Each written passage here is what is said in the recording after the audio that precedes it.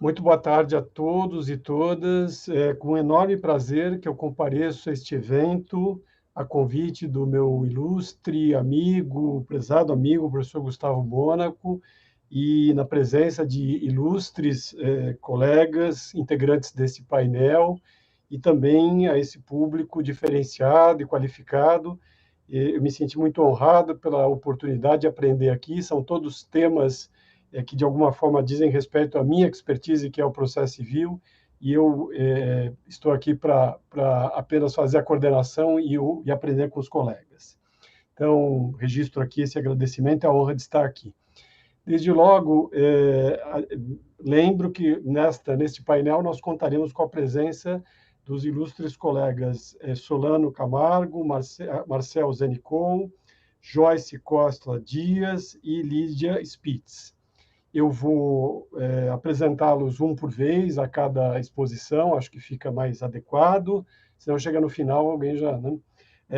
E nós vamos começar, então, com o doutor Solano, que é pós-doutorando em Direito Internacional pela Faculdade de Direito de Coimbra, mestre e doutor pela Faculdade de Direito da USP, onde ele se graduou.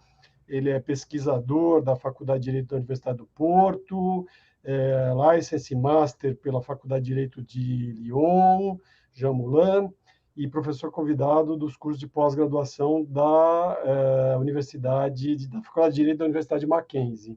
Já estivemos juntos em outros, pelo menos em um outro evento, não é, professor Solano? E é um prazer ouvi-lo. Então, ressalvando que eu farei a apresentação dos colegas ao ensejo da exposição de cada um deles, eu agradeço aqui muito a sua presença e a palavra é sua. Muito obrigado. Muito obrigado, professor Flávio, uma satisfação, uma honra, na verdade, antes de qualquer coisa, ter uma mesa, participar de uma mesa presidida pelo senhor.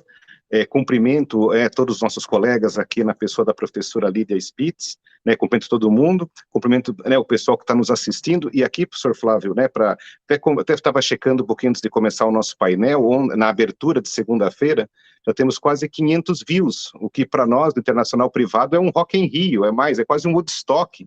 Então, esses eventos, professor Gustavo, realmente fazem um sucesso, é sempre uma satisfação imensa participar.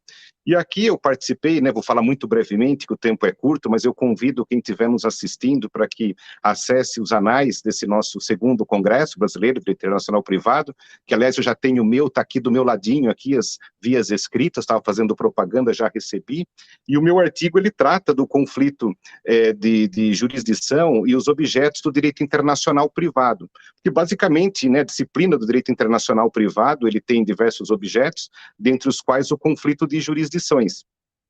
E o que eu discuto nesse meu artigo é basicamente uma mudança de paradigma que tem ocorrido na disciplina agora nas últimas décadas, em que basicamente quando a gente tratava do conflito entre uma jurisdição estrangeira e a jurisdição nacional, era sempre uma discussão do ponto de vista da soberania do Estado. E a gente tem assistido nas últimas décadas essa mudança de paradigma, onde agora a base da discussão não é mais a soberania do Estado, mas basicamente o direito, a pressuposição do direito internacional como polo que orienta as questões que se relacionam ao conflito de jurisdição. O que a gente tem na disciplina clássica é aquela história, de uma sentença estrangeira argentina com um conteúdo, um objeto, uma eficácia diferente, por exemplo, de uma sentença brasileira. Esse é o conflito de jurisdições clássico. Só que nós temos observado nas últimas décadas, isso tem se aumentado de maneira exponencial, é um conflito não só horizontal, no plano das soberanias estatais, mas também aí bagunçando um pouquinho o nosso coreto, mas os conflitos verticais, por conta das cortes e tribunais internacionais. Então, no fim do dia, nós temos discussões que começam no ambiente doméstico, seja através de uma arbitragem ou de uma questão judicial tradicional, e nós temos aí decisões que podem ser liminares ou definitivas, vindo de cortes internacionais. Então, a gente tem uma sobreposição jurisdicional de diversos ramos do direito internacional, que são os direitos do comércio internacional, direitos humanos, direito regional comunitário, direito do mar, enfim, sem contar o aumento progressivo de tribunais supranacionais, levando a esses novos conflitos de jurisdição nas relações privadas, que vão muito além das antinomias interestatais. Então, o meu objetivo nesse artigo, nesse breve artigo, foi discutir algumas das implicações dessa nova nova configuração dos conflitos de jurisdição no direito internacional privado. E aí eu preciso começar pelo objetivo, né, pelo objeto principal, que é o conflito de leis. Então, qual é a relação entre o conflito de jurisdição e o conflito de leis? Basicamente, total, porque os conflitos de jurisdição, eles guardam estreita relação com o conflito de leis, já que ambos os ramos se preocupam com os limites de atuação do Estado nas relações plurilocalizadas. Já definia isso, né, Otto von Baer, já no final do século XIX. Então, a gente tem as fontes delimitadoras de jurisdição, que são a interna e a externa, sendo que a externa derivam dos tratados, né, e convenções internacionais. Já as normas internas, as normas processuais de cada sistema jurídico, elas que determinam as diretrizes, sejam elas implícitas, como no sistema da common law, sejam elas explícitas, como no caso do Brasil, definidos no artigo 21 a 25 do CPC, e que eu não vou entrar em detalhes, principalmente na presença do professor Flávio Archel, não faria o menor sentido. Mas, de qualquer forma, no caso, né, das normas implícitas, né, ou nos acordos internacionais, a gente sabe, eles podem ser bilaterais ou multilaterais, ou seja, os estados acordam em criar ou modificar o direito ao exercício da sua própria jurisdição, como é o caso do regulamento da União Europeia, o 1215/2012, que é vigente lá desde a década de 60 e que regulamenta o conflito de jurisdições na escala da União Europeia. Então, a sobreposição jurisdicional desses diversos ramos do direito internacional, como as normas, como eu falei, do comércio internacional, direitos humanos, direito comunitário, direito do mar, etc., além do progressivo aumento dos tribunais supranacionais, multiplicaram aí para nossa alegria, né, para a alegria de quem estuda o processo civil internacional, toda a sorte, eu diria até de confusões, né, um conflito de eficácias no espaço. E aí, nós temos diversos exemplos que eu discuto com um pouquinho mais, né, de profundidade no meu artigo. Eu cito 3 exemplos que são muito comentados na doutrina. O primeiro deles é o caso do Lago Agrio, né, o caso da Suprema Corte do Equador, que condenou a empresa dos Estados Unidos, a Chevron, no pagamento de indenização numa ação coletiva em favor de uma comunidade indígena, em aproximadamente 10 bilhões de dólares, né, numa sentença muito controvertida, em que teria havido uma série de problemas durante o andamento do processo, talvez com a atuação até do presidente da República da época, em favor da comunidade indígena, a Suprema Corte, os peritos, enfim. E nós tivemos aqui, depois do trânsito em julgado na Equatoriano, nós tivemos uma decisão, numa sentença parcial proferida pela Corte Permanente de Arbitragem da Haia, um painel instaurado pelos Estados Unidos contra o Equador, em que o painel lá da Haia decidiu suspender a eficácia de qualquer atividade, qualquer atitude, seja do executivo, legislativo ou do judiciário equatoriano, que visasse dar efetividade a essa sentença judicial. Então, esse é um caso interessante em que nós temos um trânsito em julgado estatal, equatoriano, e nós temos uma decisão proferida numa sentença parcial, numa Câmara de Arbitragem interestados, suprimindo a eficácia dessa sentença. Esse caso é interessante porque a comunidade indígena tentou executar essa sentença equatoriana em diversos estados, como o próprio Brasil, a Argentina e o Canadá, ao mesmo tempo, né? E essa questão da perda da eficácia da coisa julgada equatoriana por força da sentença parcial lá da Câmara, da Corte Permanente de Arbitragem da Haia, não foi, no meu entender, suficientemente explorado, né, inclusive pelo STJ, né, se preferiu a questão mais relacionada à ordem pública, mas o pessoal fugiu um pouquinho da questão da briga das eficácias. Um outro caso muito importante, aconteceu aqui no Brasil, o caso, né, que é muito estudado, o caso do órgão de apelação da Organização Mundial do Comércio, da OMC, contra o Tribunal de Arbitragem ad hoc do Mercosul e cortes federais, né, no caso o TRF da terceira região aqui do Brasil, a respeito da importação de pneus usados. Então nós tivemos 3 decisões basicamente opostas, onde a coisa julgada brasileira decidiu numa certa direção, o Tribunal ad hoc do Mercosul em outra. Então, assim, um vedava a importação por questões ambientais, o outro dizia que precisava importar do Mercosul, mas lá na OMC o painel decidiu que não poderia privilegiar somente os pneus recalchutados no Mercosul, mas teria que dar igualdade de condições para pneus de outras jurisdições. Então aqui, professor Flávio, olha só, nós tivemos um conflito triplo de jurisdições. Temos uma decisão, tivemos 3 coisas julgadas no espaço, cada uma num sentido diferente. E um outro, que é o meu preferido, que eu adoro contar em aula, porque envolve nossos irmãos argentinos, a questão do navio Escola Militar a la Liberdade, que era um navio, né, que estava lá em Gana, na África, quando uma parte privada executando os títulos de crédito emitidos pela Argentina para obter empréstimos, enfim, títulos em garantia, né, foram executados em Nova York.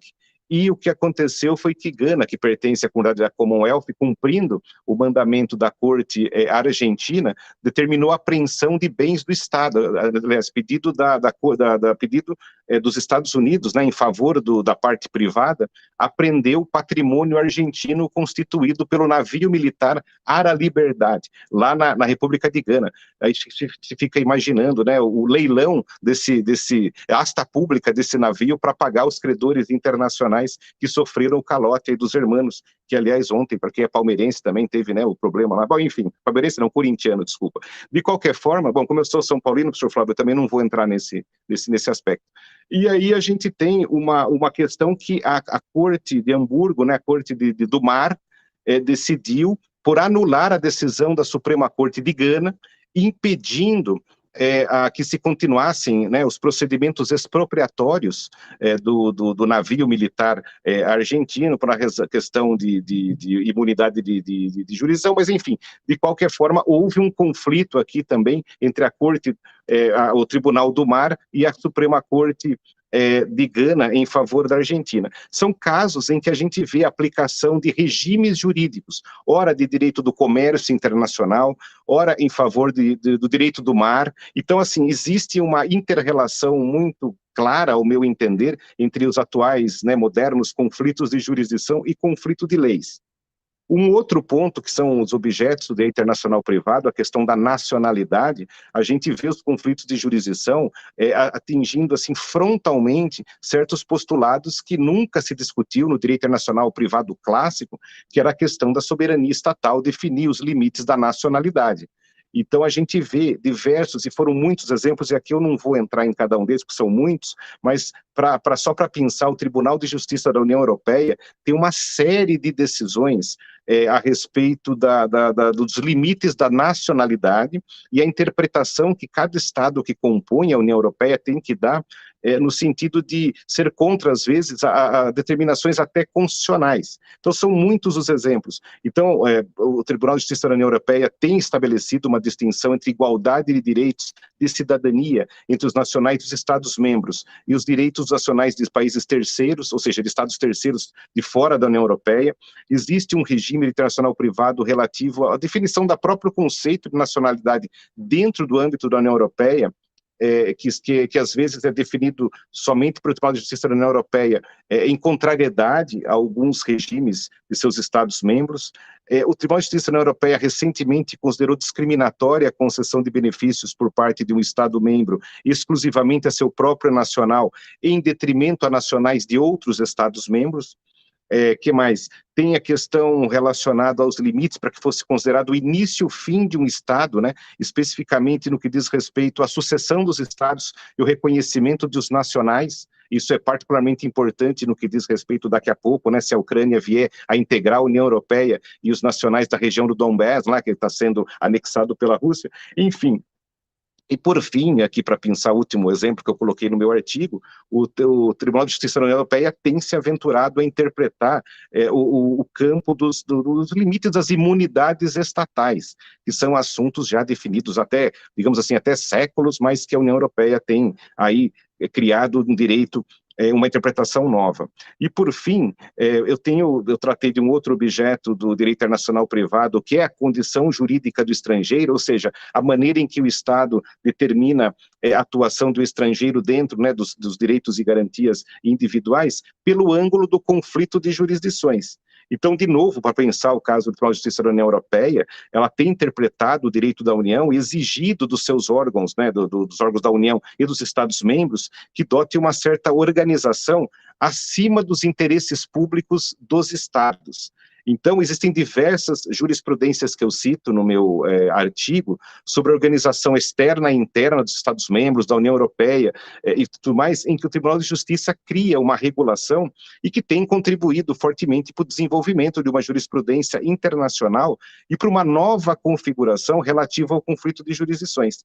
Para exemplificar, eles criam uma distinção entre cidadãos dos Estados-membros e cidadãos dos países terceiros, e a questão do direito da União, como é que ele se desenvolve relativamente a essa profusão de nacionais de todos os lugares que tem aí, cada vez mais, entrado na União Europeia. Então tem a questão também, né, se o Estado A, por exemplo, coloca à disposição dos seus cidadãos um fórum competente em virtude da sua nacionalidade, pouco importa em que ele seja simultaneamente nacional do Estado B, e também é interessante que existem situações em que o nacional, ele não ele tem uma dupla nacionalidade, é do próprio Estado A, mas também é de um Estado terceiro, e aí existiam restrições de alguns estados com relação à concessão, né, a possibilidade de utilização dos seus tribunais nacionais, como a gente viu em alguns casos na Hungria, na Romênia, enfim. Existem outros casos, e aqui eu cito, né, o caso Micheletti, que é muito utilizado a gente em aula, que é o famoso caso do dentista, que é de nacionalidade italiana e argentina, que residiu a vida toda, basicamente, na Argentina, e depois ele se mudou para a Espanha, e baseado na sua nacionalidade italiana, ele pediu o direito de exercer a sua profissão. Só que o Código Civil Espanhol, no artigo 9.9, ele diz que em caso de dupla nacionalidade, prevalece o direito do nacional de sua última nacionalidade. Desculpa, da sua residência habitual, quer dizer. Então, no caso do argentino, ele não teria direito, segundo o Código Civil Espanhol, de se estabelecer na Espanha. Mas o que o Tribunal de Justiça da União Europeia determinou é que, nesses casos, essa norma, o Código Civil Espanhol, ele é discriminatório porque ele não leva em conta o fato do argentino ter a dupla nacionalidade espanhola. E, por fim, um caso mais recente, o Tribunal de Justiça da União Europeia, nos casos de filhos de dupla nacionalidade, um caso de dupla nacionalidade belga e espanhola, existe a questão, assim, na Bélgica, o nome, o patronímico, né, o nome do sobrenome do pai é o que vem depois, no caso da Espanha, sabe que vem na frente, e o que aconteceu foi que o Estado belga, nesses casos de imigrantes com filhos, né, nascidos, né, na Espanha, queriam impor a sua organização, né, de patronímicos com base na ordem pública. E o que o TJUE decidiu é que, nesses casos, ele não poderia fazer isso, porque não poderia afastar a ordem pública belga, a ordem pública espanhola, no que diz respeito à sua organização de nomes. Enfim, para resumir, que são muitos os temas aqui que eu abordei no meu artigo, e respeitando os colegas que têm coisas muito mais interessantes para falar aqui nesse painel do que eu queria concluir, né, e chegando ao final, dizendo que a grande maioria dos julgados que nós temos pensado e que eu cito no meu artigo, eles mostram realmente que, longe de esses conflitos de jurisdição modernos representarem uma fragmentação do processo civil internacional pelo ângulo do internacional privado, me parece que existe muito mais uma integração sistêmica, em que um tribunal acaba, embora não haja uma prevalência, né, uma subordinação entre os tribunais, existe uma cooperação mais ou menos se estabelecendo, e existe uma citação cada vez mais crescente entre um tribunal e outro, ou seja, existe um respeito, uma tolerância entre as decisões dos tribunais, de forma em que vários deles, como o próprio Tribunal de Direitos Humanos, Tribunal Europeu de Direitos Humanos, como a Corte Interamericana de Direitos Humanos, eles têm regularmente aplicado normas internacionais de outras cartas, de outras convenções, além das suas próprias, como a própria Convenção dos Direitos da Criança, a Convenção relativa ao Estatuto dos Refugiados, o Pacto Internacional de Direitos Civis e Políticos, enfim, uma série de outras cartas. E na área do desenvolvimento do comércio internacional, né, os princípios globais da Conferência das Nações Unidas sobre o Comércio e Desenvolvimento, a UNCITAD, foram e têm sido invocados pela arbitragem do ICSID, quando envolve questões como, por exemplo, as dívidas soberanas da Argentina, justamente porque uma é mais abrangente que a outra. Então, aqui é interessante, professor Yarshel, porque uma corte criada por uma convenção acaba citando normativas de uma outra convenção por ela ser possivelmente, né, e no caso é mesmo mais aberta. Então, de uma forma geral, o que eu concluo aqui é que os órgãos, as organizações de tratados, elas vêm estabelecendo diretrizes para a resolução de conflitos potenciais entre seus órgãos judicantes. E aí eu tentei demonstrar, não sei se eu consegui, mas se alguém tiver uma curiosidade, está lá no artigo, a pesquisa ela tenta chegar à conclusão de que o estado atual de possível fragmentação do direito internacional e o fenômeno da multiplicação das cortes internacionais, ela parece ter levado a um processo irreversível de construção de uma nova ordem internacional coerente, mas que é baseada na justiça, no direito, né? Não só na soberania, aliás, não na soberania, em que todos os participantes, e aqui a gente tem os novos atores do direito internacional, né? Além dos estados soberanos, os próprios indivíduos, as empresas, as organizações internacionais, etc., elas podem cada vez mais elas serem responsabilizadas pelas suas ações, e como cada vez mais elas estão autorizadas a buscar reparação do seu direito violado através de uma instituição que uma instituição cobra a outra, né, tem que ser cada vez mais se mostrando imparcial, independente, objetiva e baseada no direito. E aqui, professor Yarshel, se eu não me enganei, eu acho que eu falei em 18 minutos, o que eu acho que está mais do que suficiente, e aqui eu devolvo a palavra de novo, dizendo que é uma grande honra compor essa mesa liderada, mediada, né, e presidida pelo professor Yarshel, na pessoa de colegas aqui com artigos muito interessantes que eu já tive a oportunidade de ler. Muito obrigado, professor Yarshel. Sua brilhante exposição, meus parabéns. Eu estava aqui tentando me recordar, e de fato nós tivemos num evento, acho que promovido pela plataforma J, se não estou enganado, sobre conflito de jurisdição, né?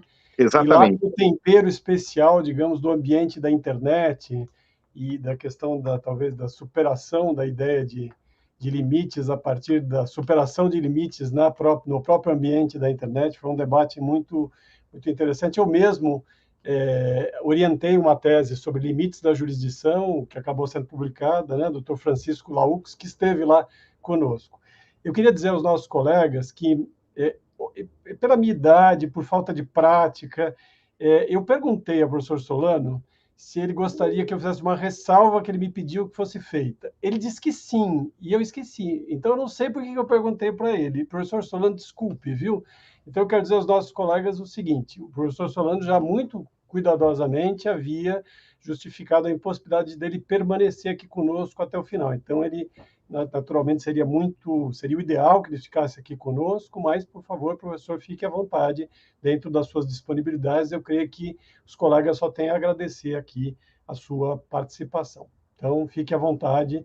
Eu vou, então, agora tomar a liberdade de apresentar o nosso segundo ilustre palestrante, Dr. Marcel Zernikov, que apresentou o trabalho e vai falar aqui sobre cooperação jurídica em comparação a outros sistemas jurídicos. Professor Marcel, é doutor em Direito pela Universidade de Paris I, Panthéon-Sorbonne, e autor de uma tese sobre Direito Internacional Privado da União Europeia, isso de 2019. Ele realiza pesquisa pós-doutoral sobre comparação dos direitos internacionais privados da União Europeia e do Mercosul. Foi professor visitante da Universidade do Estado do Rio de Janeiro, pelo menos o que consta que foi, não sei se ainda é, desculpe se o dado que foi passado é incorreto, 2020, e professor assistente da Universidade de Paris 10, Nanterre. Então, professor, muito obrigado aqui pela sua presença, agradeço em nome da organização que eu aqui represento, dos nossos colegas, e a palavra é sua.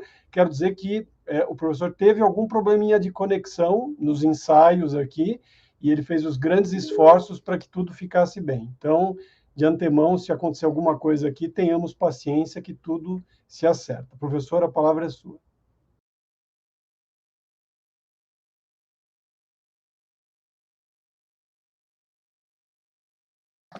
Muito obrigado. Vocês estão me ouvindo, eu imagino. Eu compartilhei também a tela para uma apresentação. Então, boa tarde a todos. É uma honra, é um prazer estar presente hoje presencialmente em São Paulo e virtualmente nesse congresso organizado pela USP. Escolhi um tema que me ocupou bastante nesses últimos meses e, sobretudo, um assunto que leva a muitas interrogações, a cooperação jurídica. Trata-se aqui de dar uma olhada nesse bloco do direito internacional privado a partir do direito comparado.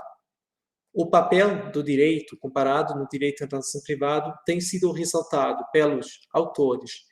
Este método contribui certamente a entender as diferenças, mas, sobretudo, os pontos em comum entre direitos de diferentes sistemas, sustentando também a internacionalização das fontes. Propomos uma comparação entre os direitos brasileiro e francês e os sistemas jurídicos regionais em que se inserem. Interessamos-nos, em particular, ao direito do reconhecimento e da execução das decisões, tema que já foi evidenciado em várias palestras. A eficácia das decisões estrangeiras está realmente no centro das notícias. Com a adoção da Convenção da Haia, parece ter sido alcançado um compromisso global. Mas essa convenção nos lembra também as dificuldades em que se registrou a sua adoção. Se, no início, deveria ser adotada uma convenção completa, essa abordagem foi rapidamente abandonada, devido às diferenças que surgiram. Foi assim que uma convenção sobre a eleição de foro foi adotada e, em 2019, uma convenção separada sobre o reconhecimento e a execução de sentenças pode ver a luz do dia. O professor Cuniberti, por exemplo, lembrou da necessidade de se estudar os fundamentos da recepção de decisões estrangeiras em diferentes sistemas jurídicos, ao mesmo tempo em que concentra seu estudo em uma oposição limitada entre as tradições da Civil Law e da Common Law. A diferença que intencionamos destacar é a coexistência de sistemas que, para alguns, tradicionalmente vinculam o reconhecimento e a execução de decisões estrangeiras à obtenção de um exequatur, enquanto outros evocam a cooperação jurídica. O primeiro exemplo refere-se ao direito internacional privado de países europeus e o segundo descreve exemplos na América do Sul. Estudar o reconhecimento e a execução de decisões como aspecto do processo civil corresponde, finalmente, a uma tradição romanista. Diz-se que as cartas rogatórias faziam parte da tradição do direito romano, enquanto a cultura anglo-americana costumava expressar hostilidade em relação ao seu uso para os demais assuntos que não o testemunho. De acordo com a lei brasileira, mais precisamente o artigo 27 do Código de Processo Civil, a cooperação jurídica compreende citação e notificação de atos, coleta de provas e pedidos de informações, reconhecimento de execuções das decisões, concessão de medidas provisórias, assistência jurídica internacional e qualquer outra medida judicial. A cooperação jurídica foi empregada no passado para o reconhecimento e a execução de decisões estrangeiras na Europa. Isso significa que um órgão do Estado estrangeiro solicitou a outro do Estado requerido que considerasse coisa julgada ou força executória a decisão. No Sacro Império Romano, os pedidos de reconhecimento e de execução emanados de outro Estado do Império também se baseavam na cooperação jurídica. Em contraste, as decisões de fora do Império, principalmente, não eram reconhecidas ou executadas. Desde então, o mecanismo de reconhecimento e de execução de decisões estrangeiras por meio de cartas rogatórias foi progressivamente abolido. Na Alemanha, por exemplo, de acordo com o Código de Processo Civil de 1877, a execução por carta rogatória foi substituída por um processo de execução específico. Hoje em dia, o reconhecimento e a execução em muitos países devem ser distinguidos da cooperação jurídica, no sentido de que os juízes competentes do Estado requerido não atuam em nome de um tribunal estrangeiro. Certamente, devido às semelhanças entre os ordenamentos jurídicos a nível regional, mas também a ancoragem do direito internacional privado na integração do mercado comum, a harmonização das normas nestes espaços tem sido prioridade. Citamos, a nível europeu, o Regulamento Bruxelas 1 bis, em matéria civil e comercial, o Regulamento Bruxelas 2 ter, em matéria matrimonial, em matéria de responsabilidade parental, e o Regulamento em matéria de sucessões. Nota-se que as suas origens remontam à Convenção de Bruxelas, o Estados Unidos.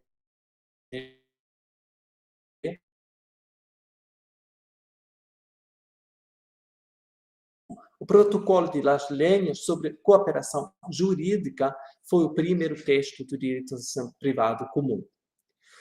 Com base no princípio do reconhecimento mútuo, consagrado no Tratado Fundador Europeu, mas também nos objetivos da integração do Mercosul, destacamos aqui uma coincidência dos objetos dos primeiros textos de direito privado regional.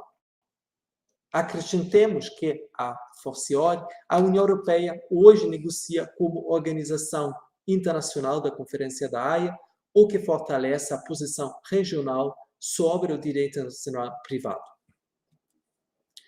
No entanto, é interessante observar que, a nível das duas organizações regionais, a União Europeia e o Mercosul, o reconhecimento e a execução de decisões estrangeiras fazem parte de conceitos jurídicos distintos. Esta diferença é certamente responsável também pelas dificuldades de se chegar a uma posição comum na matéria. A cooperação jurídica, como a conhecemos no Brasil, baseia-se na ideia de que se destina a efetivar a atividade jurisdicional de um Estado estrangeiro.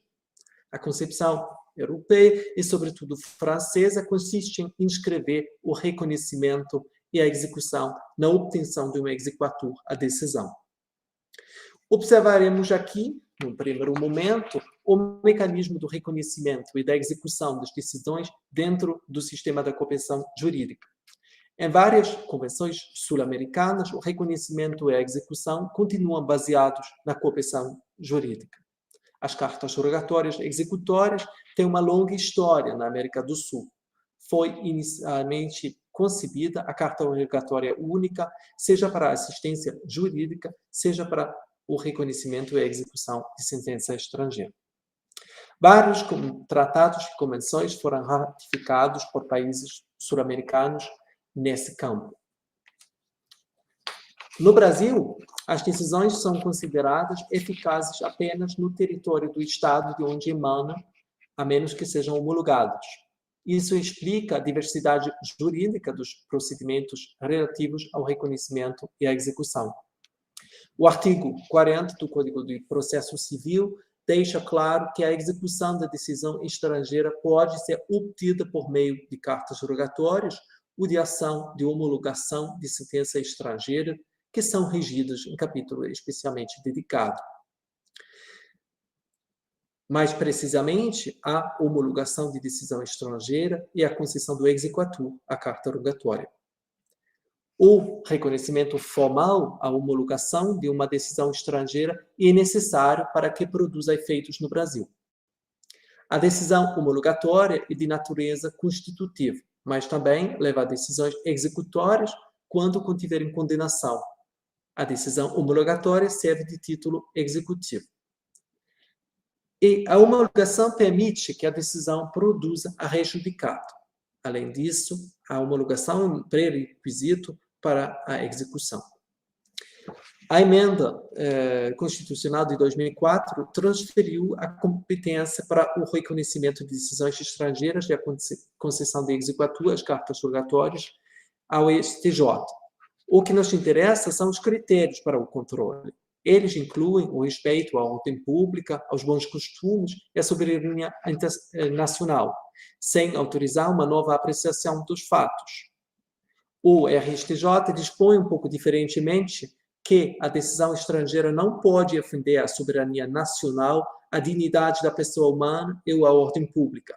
Esta disposição é regularmente referida nas decisões de homologação, mesmo que se trate de uma decisão proferida em estado do Mercosul. Atribui-se uma grande importância pela jurisprudência à condição relativa à ordem pública quando se trata de verificar o cumprimento dos direitos da defesa. O Código de Processo Civil contém condições que a decisão estrangeira deve atender. Os critérios contidos no artigo 963 do CPC são restritivos. Ainda por este ângulo, destaca-se que a possibilidade de apresentar defesa é muito limitada. Estes últimos critérios visam essencialmente garantir os direitos processuais. Distingue-se a homologação formal da concessão de exequatur às cartas rogatórias de estrangeiros. Embora a carta rogatória seja amplamente utilizada para alcançar a cooperação jurídica, o direito brasileiro tem sido historicamente hostil a aceitá-la. Aos poucos, foi aceito que a execução de decisões provisórias poderia ser solicitada diretamente por meio de cartas rogatórias. O artigo 962 esclarece que esse procedimento se aplica às decisões provisórias, mais precisamente às decisões interlocutórias de estrangeiros concessivas de medidas de urgência. O exequatur deve ser concedido às cartas rogatórias para que a decisão provisória se torne título executivo. Há, assim, um segundo mecanismo no direito interno brasileiro que permite que uma decisão estrangeira desenvolva eficácia no território nacional: a concessão de exequatur às cartas rogatórias. Esse mecanismo é, para nós, o mais característico da cooperação jurídica. A carta rogatória é um instrumento previsto na legislação processual que permite a execução de atos ou decisões judiciais em país estrangeiro. Em outras palavras, trata-se de um pedido formal enviado pela autoridade judiciária de um Estado a de outro. Embora a ferramenta das cartas rogatórias seja antiga no Brasil, seu escopo de uso se ampliou ao longo do tempo. A resolução número 9 do STJ de 2005 permite expressamente a concessão de exequatur às decisões provisórias. Assim, do ponto de vista funcional, a homologação de sentenças estrangeiras foi aproximada do exequatur às cartas rogatórias. É certamente o controle que distingue a homologação do procedimento passando pelo exequatur à carta rogatória. Efetivamente, o controle é mais limitado do que em termos de homologação. O objetivo do exequatur é ordenar e destina-se historicamente a permitir a prática em território nacional de atos de instrução como a incitação ou interrogatório de testemunhas mediante procedimentos simples.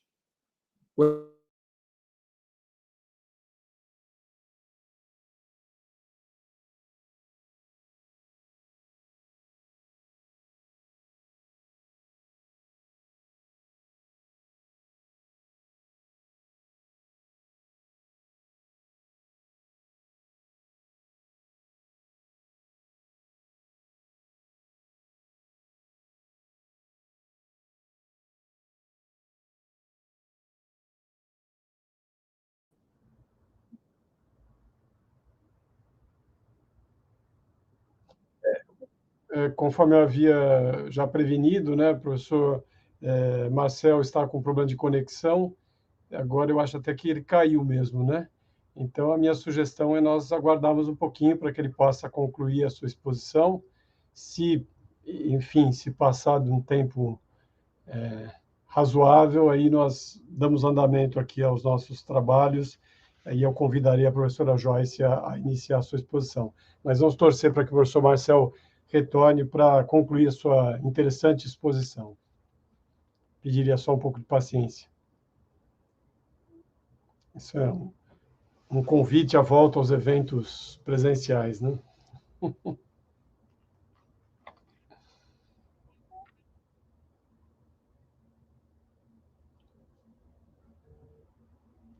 Nessas horas eu fico imaginando a aflição do professor que fica longe, né? Nossa, é uma terrível, né? É mais ou menos como desencarnar, assim, para quem acredita, deve ser desencarnar, assim, a pessoa não consegue mais intervir no mundo, assim, então ela fica obsediada, ela entra numa espécie de umbral, assim, nesse momento. até que ela possa reencarnar e voltar à sessão. Vamos aguardar a reencarnação do professor Marcelo.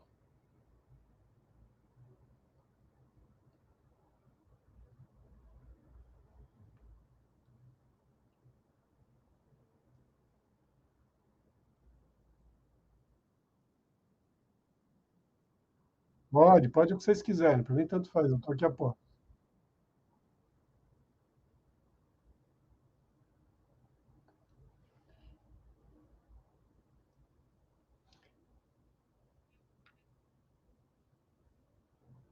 Eu pergunto só ao nosso suporte técnico se há como tentar uma comunicação com o professor Marcel por WhatsApp ou por outro canal para saber se ele tem perspectiva de volta. Quer dizer, imagino que o problema de conexão que impede ele estar aqui talvez também impeça a comunicação, mas às vezes não.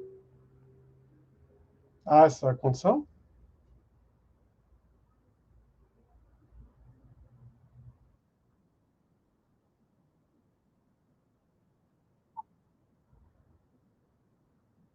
Tá bom. Tá bom.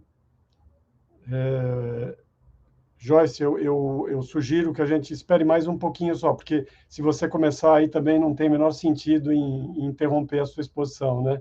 E então eu só peço um pouquinho de paciência. Ah, pronto.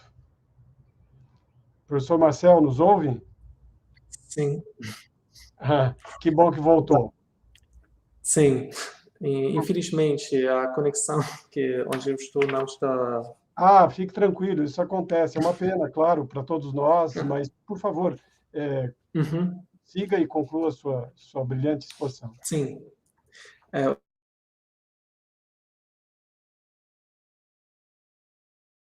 não deve ter parado.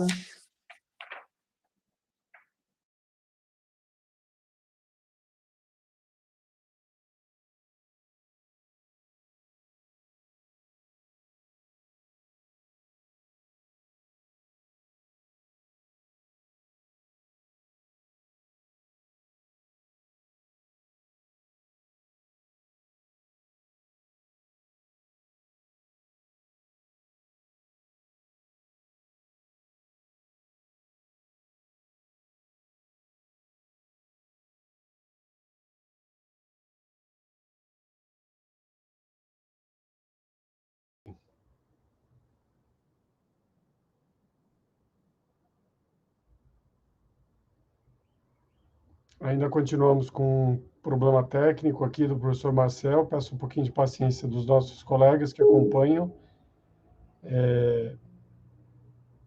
Se não conseguirmos retomar, então aí passaremos à exposição da professora Joyce.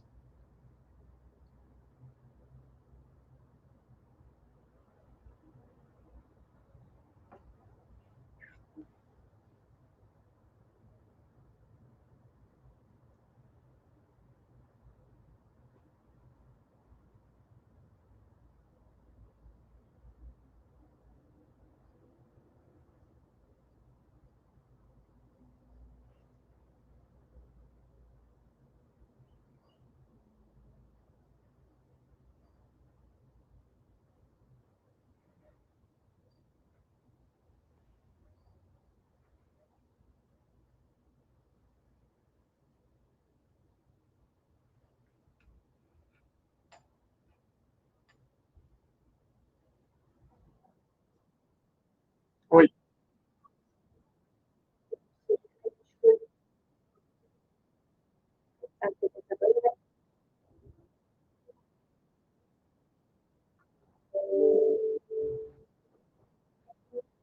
Você é uma pessoa otimista, né? Que no final a internet vai estar mais estável. Você é partidário daquela ideia de que tudo no fim está bem. Se não está bem é porque não está no fim ainda, né? Né? Pronto, vai, última tentativa. Isso. Professor Marcelo, seja bem-vindo de volta. Vamos tentar mais uma vez. Obrigado. E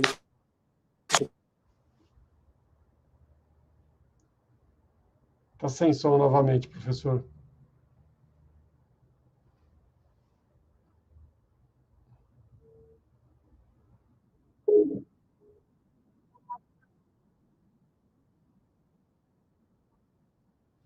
Professor, o nosso suporte técnico aqui indaga se fazer uma tentativa de o senhor entrar sem o fone de ouvido e talvez apenas o microfone do aparelho que o senhor está usando.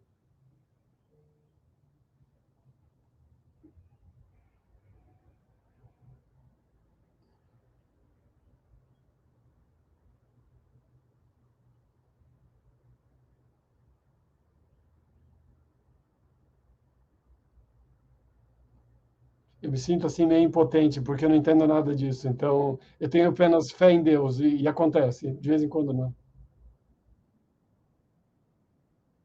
É,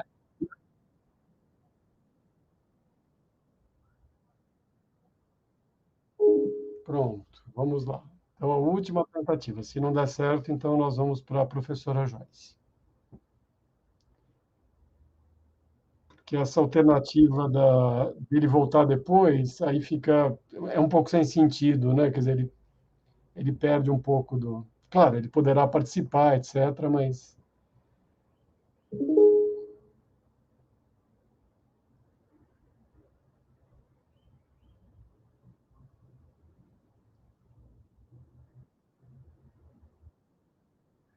está funcionando, professor. Nós o ouvimos, graças a Deus.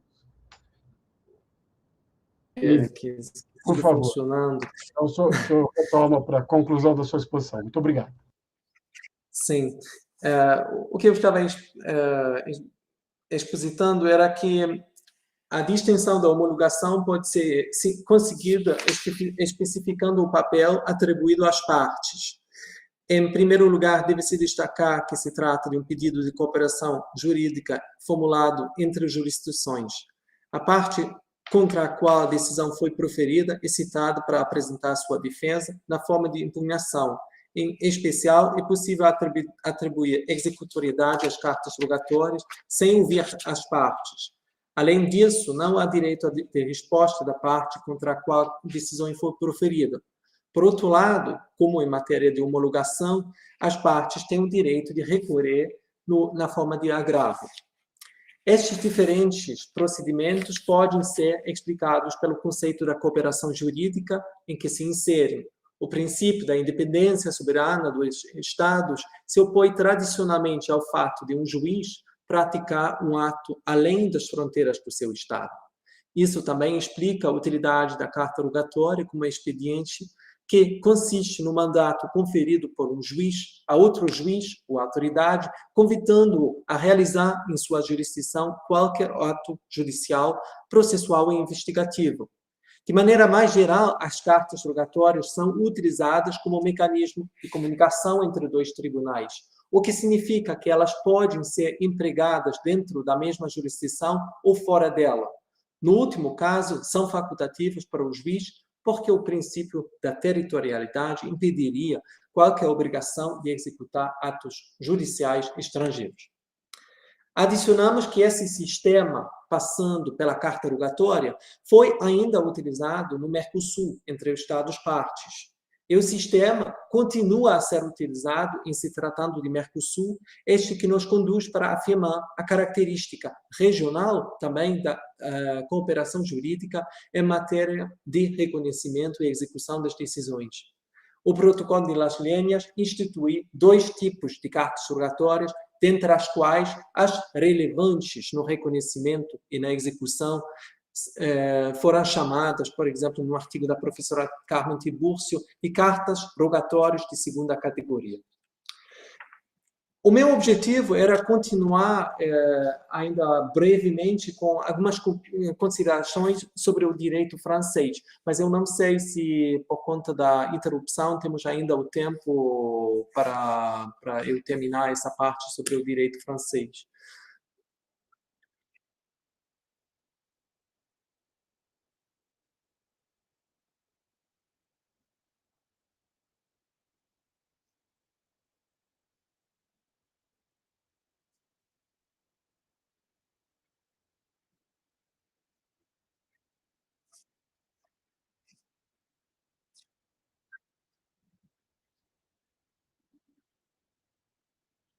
Sim.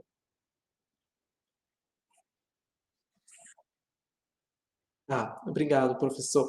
O reconhecimento e a execução das decisões em vários estados na Europa, como na França, funcionam tradicionalmente segundo um processo que visa a concessão do exequatur a uma decisão estrangeira, a fim de declarar executórias as decisões estrangeiras em território francês.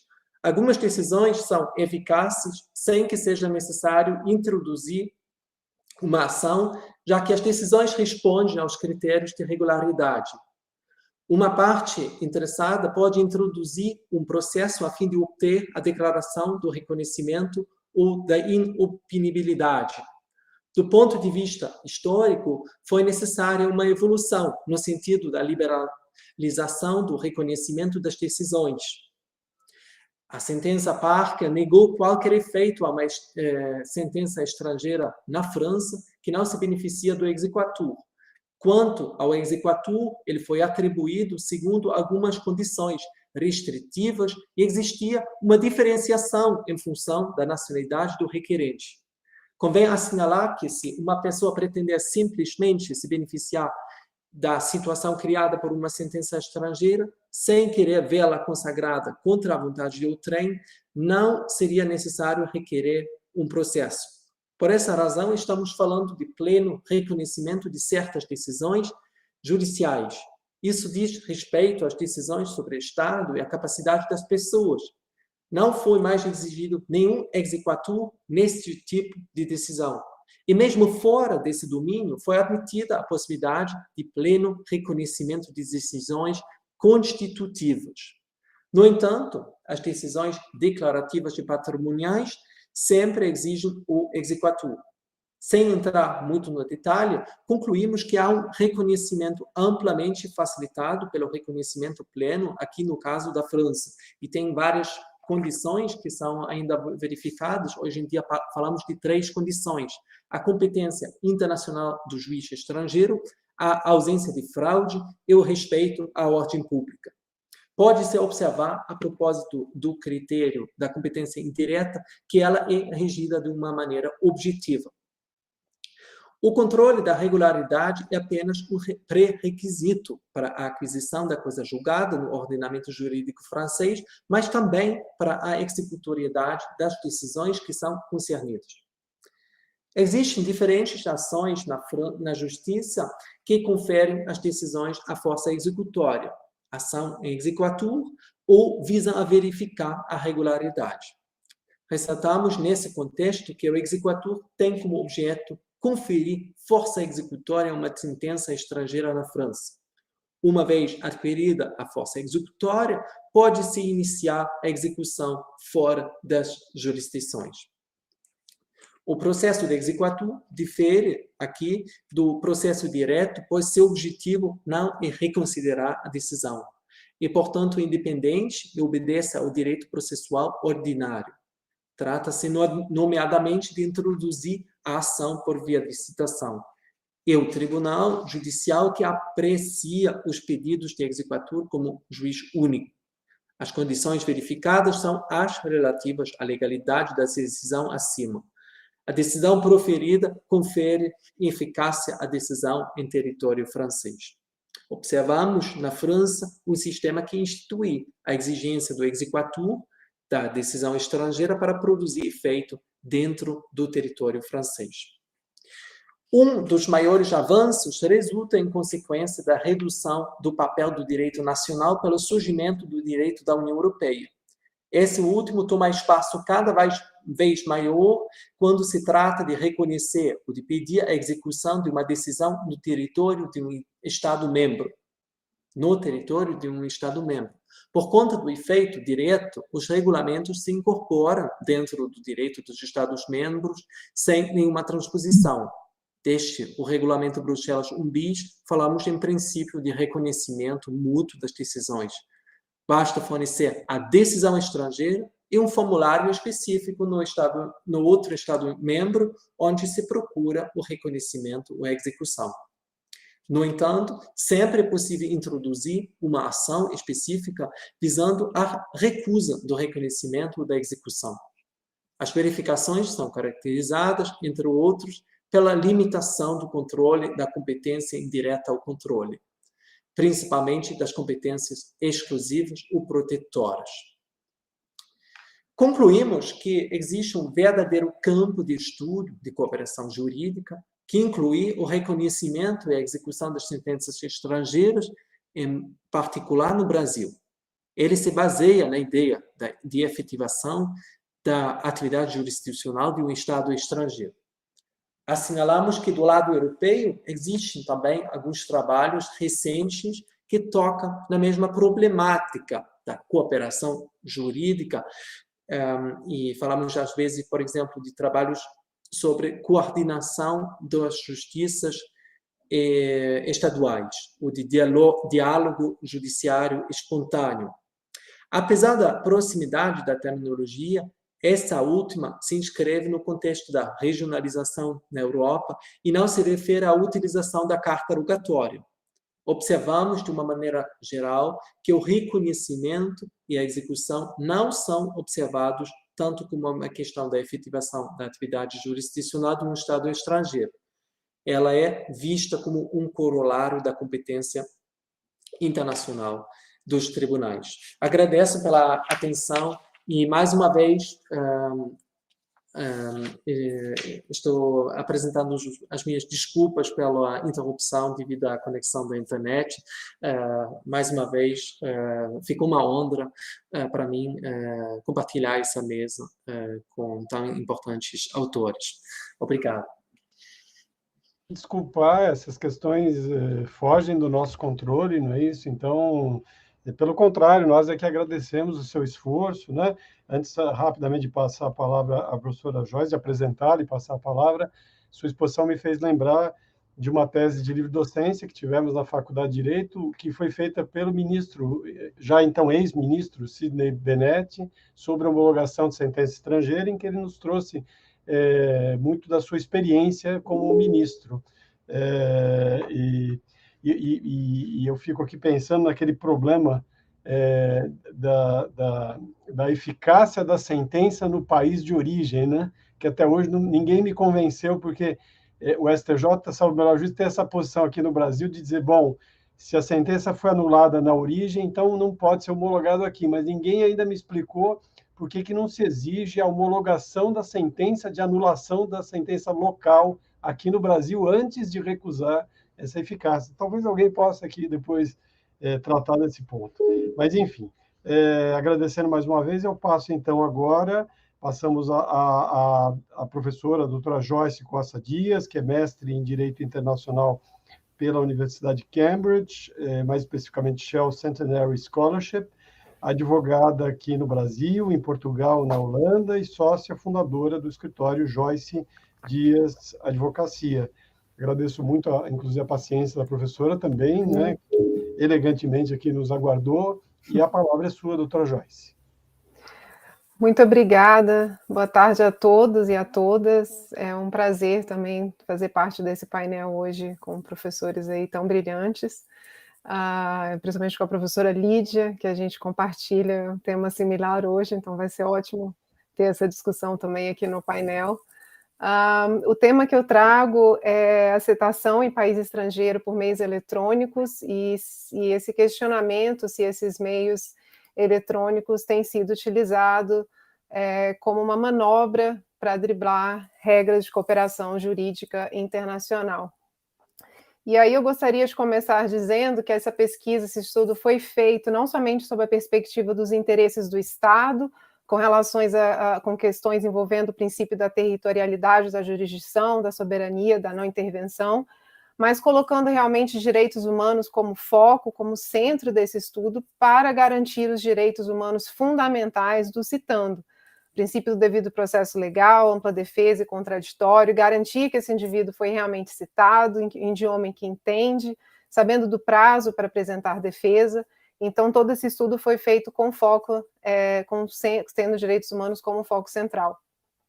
Esse tema me chamou a atenção principalmente durante a pandemia, onde a gente viu realmente um aumento no número de casos de citação efetuadas por meios eletrônicos no Brasil, culminando aí na alteração do CPC em agosto de 2021, em que foi determinado que a citação seja feita preferencialmente por meios eletrônicos, E aí, recentemente, em abril de 2022, veio a regulamentação do CNJ, mas o que me chamou a atenção, independente da legalidade da citação por meios eletrônicos dentro do território brasileiro, foi o fato de que juízes brasileiros passaram, então, a utilizar essas regras, que não haviam ainda sequer sido regulamentadas totalmente, para determinar, então, a citação por meios eletrônicos em países estrangeiros, sem utilizar os instrumentos de cooperação jurídica internacional.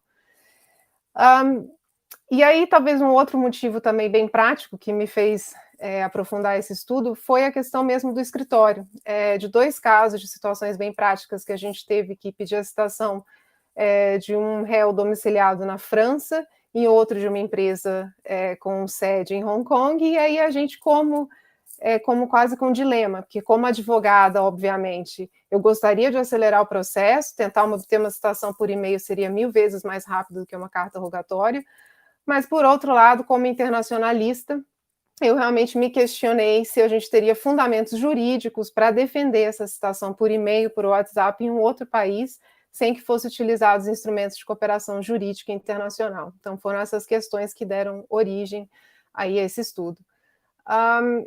E aí a gente discute muito no Brasil a falta de uma legislação específica e unificada sobre cooperação jurídica internacional, que acaba permitindo que juízes nacionais, às vezes, decidam da forma como interpretam, então acham melhor, eventualmente decidindo que, sim, enviar um WhatsApp para um réu que esteja na Itália seja a melhor solução. Mas, por outro lado, apesar dessa legislação específica e unificada, a gente tem, sim, artigos no Código de Processo Civil, o artigo 27, por exemplo, que diz bem claramente que a citação é um dos objetos da cooperação jurídica internacional. A gente tem o artigo 13 do CPC, que diz que a jurisdição civil será regida pelas normas processuais brasileiras, ressalvadas as disposições específicas previstas em tratados, convenções ou acordos que o Brasil seja parte.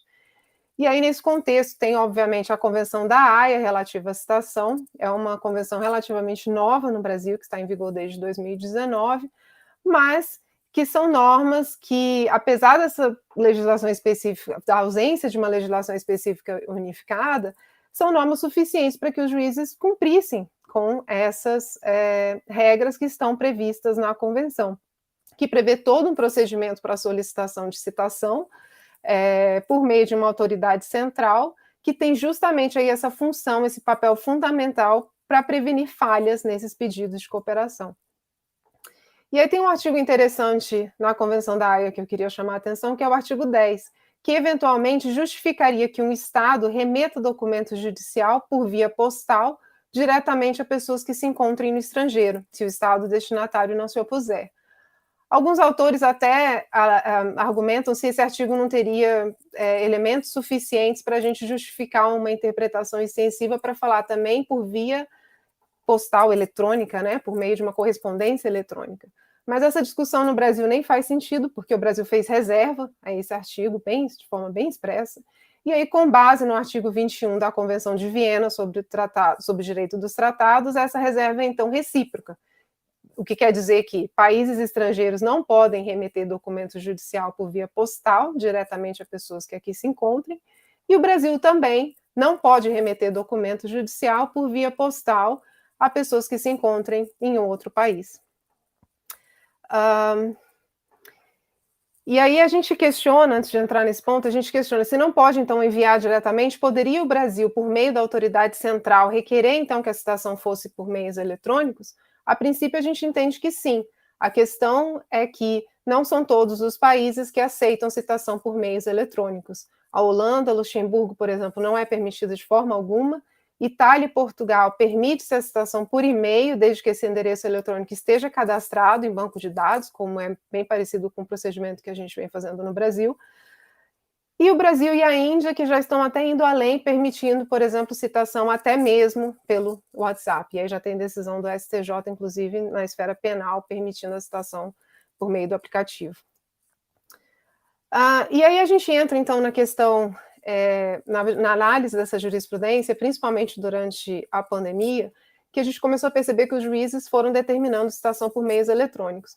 Um caso que me chamou a atenção ocorreu, inclusive, em 2018, ou seja, antes da pandemia, em que a citação foi determinada por meio de telegrama internacional encaminhado para os Estados Unidos da América pelo próprio advogado da autora. A decisão bem clara, dizendo que o advogado, então, encaminhasse esse telegrama para os Estados Unidos. Não houve nenhuma discussão sobre a necessidade de tradução dos documentos, e como não foi alegada a nulidade da citação, essa questão não foi discutida em segunda instância.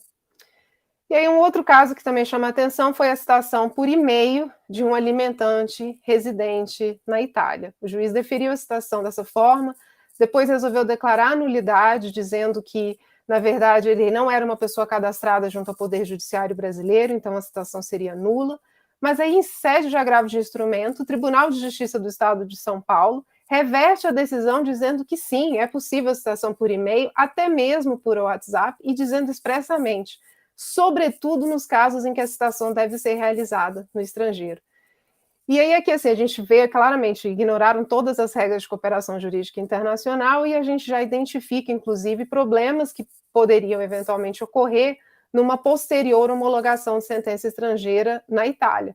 Até porque na Itália, como a gente já viu, não é permitida citação por e-mail que não esteja cadastrado no sistema local, no banco de dados local, justamente porque não garantiriam essa segurança jurídica no recebimento da mensagem.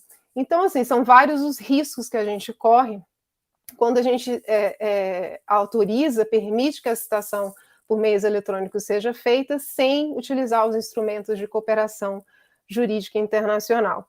E aí, durante o estudo dessa jurisprudência mais recente, eu me questionei se existiriam, então, exceções à regra da indispensabilidade da cooperação jurídica internacional. Será que existiriam casos em que poderia, então, a gente justificar essa citação dessa forma, sem utilizar esses meios, sem utilizar a carta rogatória, sem utilizar os instrumentos da Convenção da Haia?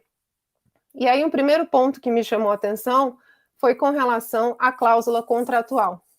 Um caso bem interessante no contrato, no instrumento particular de mútuo, as partes, o executado nesse caso residia em Portugal, colocaram essa cláusula marcada em azul, que as partes autorizam que a citação, inclusive para pagamento em execução, pudesse ser feita por meio eletrônico, e-mail, WhatsApp, endereço e números indicados no preâmbulo do presente contrato. Eu, como advogada, acho até interessante uma redação dessa cláusula, porque com certeza facilitaria o processo. Como internacionalista, me questiono, a gente pode mesmo dar esse poder todo para as partes decidirem como que a citação vai ser feita?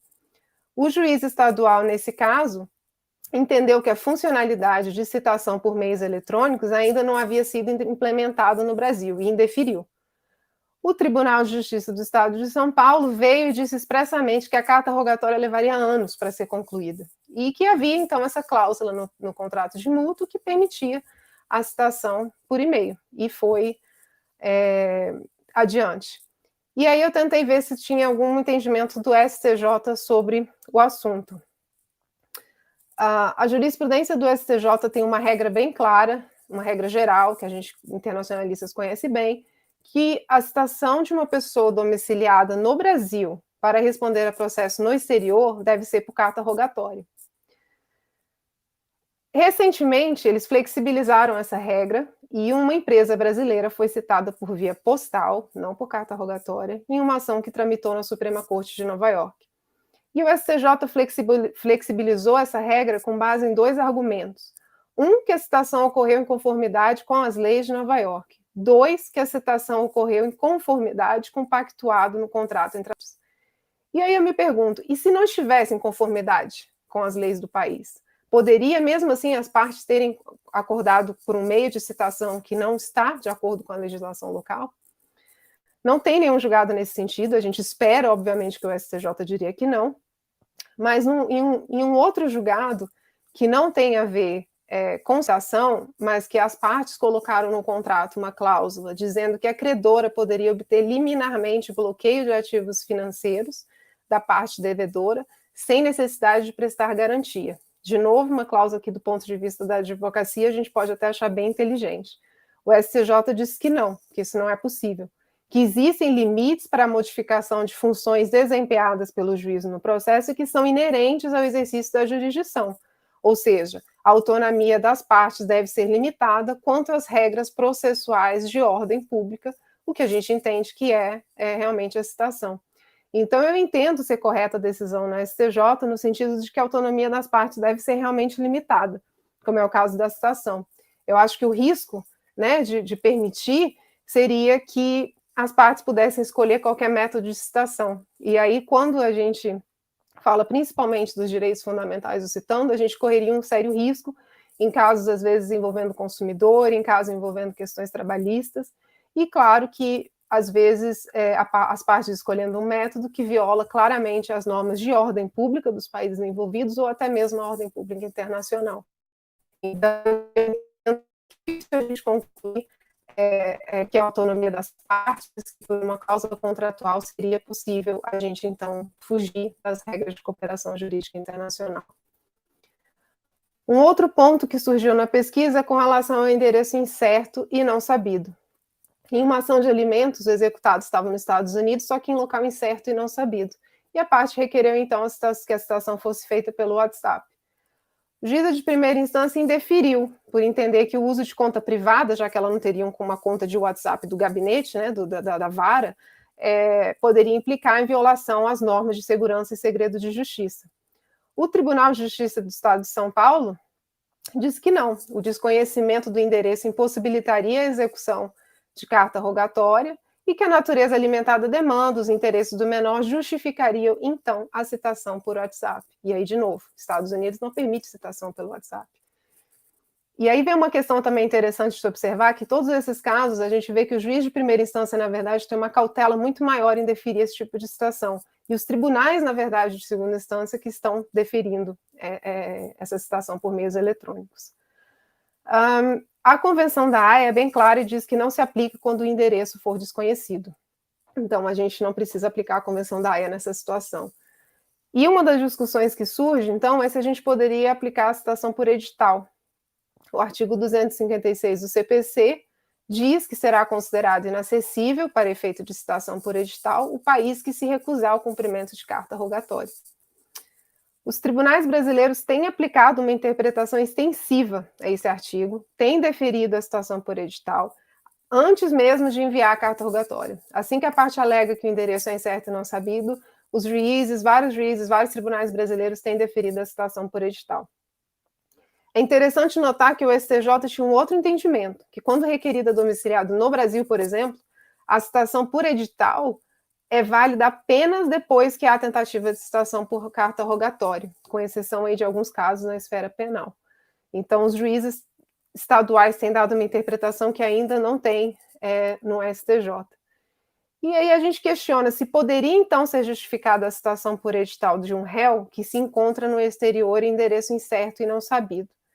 Eventualmente, a gente consegue chegar a uma conclusão de que sim, não se aplicaria a Convenção da Haia, eventualmente alguns países realmente não cumpririam carta rogatória para procurar o endereço de alguém. Então, a gente poderia, às vezes, aceitar essa justificativa para deferir uma citação por edital.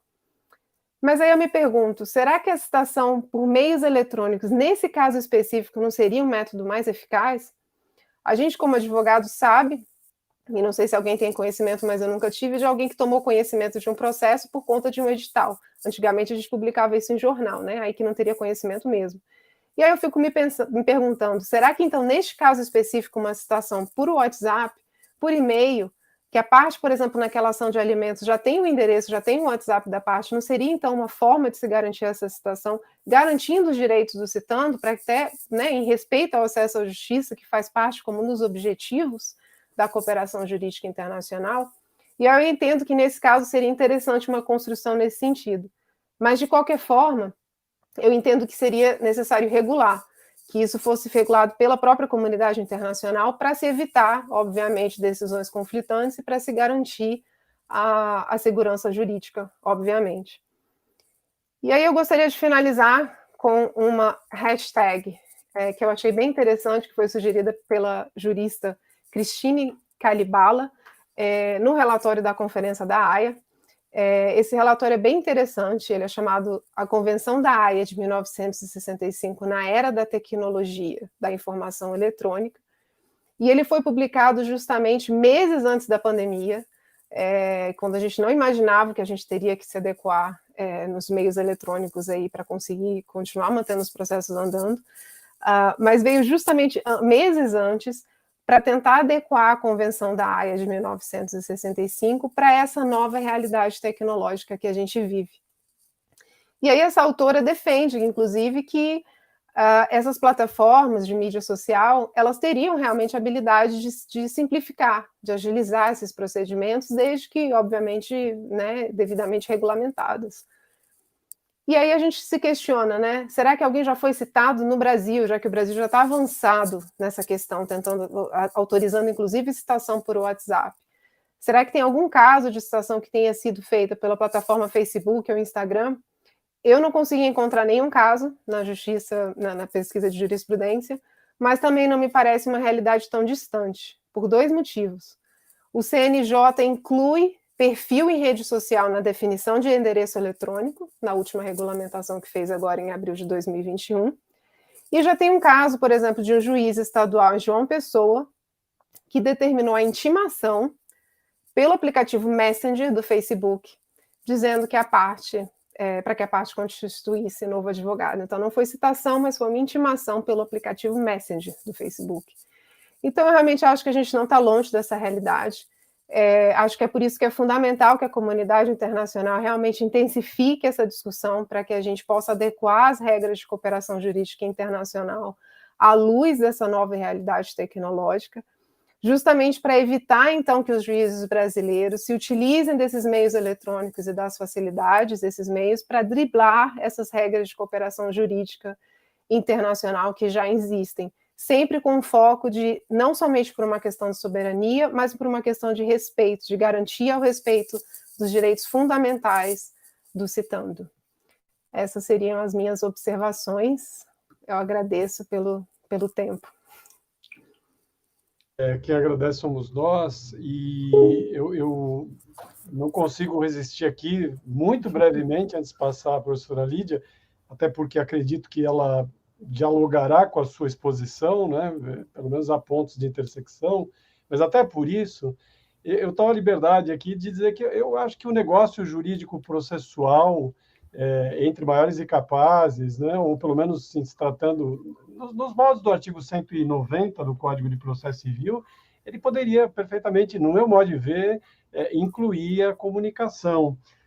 E esse seu temor, Joyce, em relação a situações em que poderia haver prejuízo, de certa forma, não digo de forma exaustiva, mas já estão previstos no parágrafo único, né, em que o juiz controla e recusa a validade.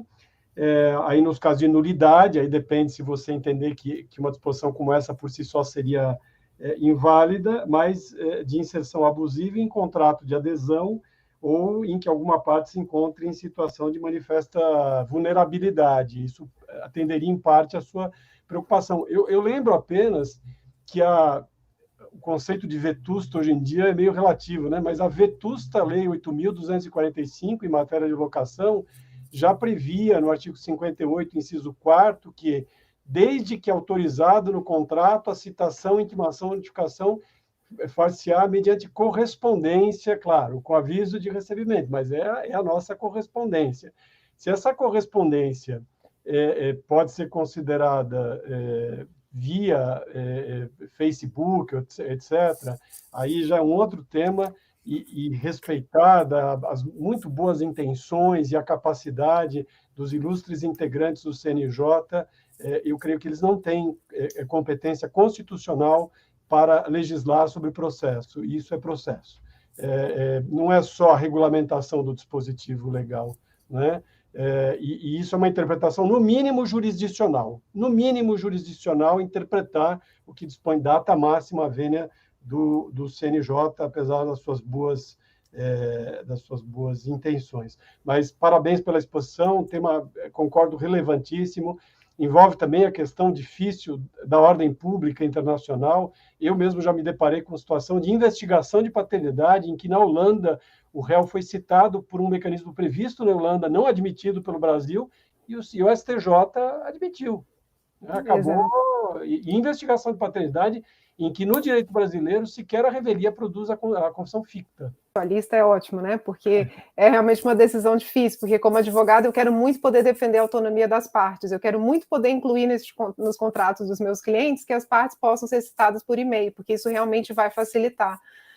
Mas até que ponto a gente consegue fazer isso em contratos internacionais? Porque se o outro país, por exemplo, não permite essa citação, como é que essa vai ficar, né? Como vai ficar uma... Mas é uma discussão super, super interessante. Tem um custo de transação também envolvido aí, além dos limites legais, né? Questão de fazer passar. Mas, olha, parabéns pela sua exposição, e agora eu tenho o prazer, então, de apresentar aqui, de chamar a exposição que será feita pela doutora Lídia Spitz, que é doutora e mestre em Direito Internacional Privado pela UERJ e sócia de Nádia de Araújo Advogados, e ela é árbitra também. Professor, obrigado por nos aguardar pacientemente, elegantemente, e a palavra é sua para falar sobre a perspectiva apocalíptica das cartas rogatórias. Será o fim delas?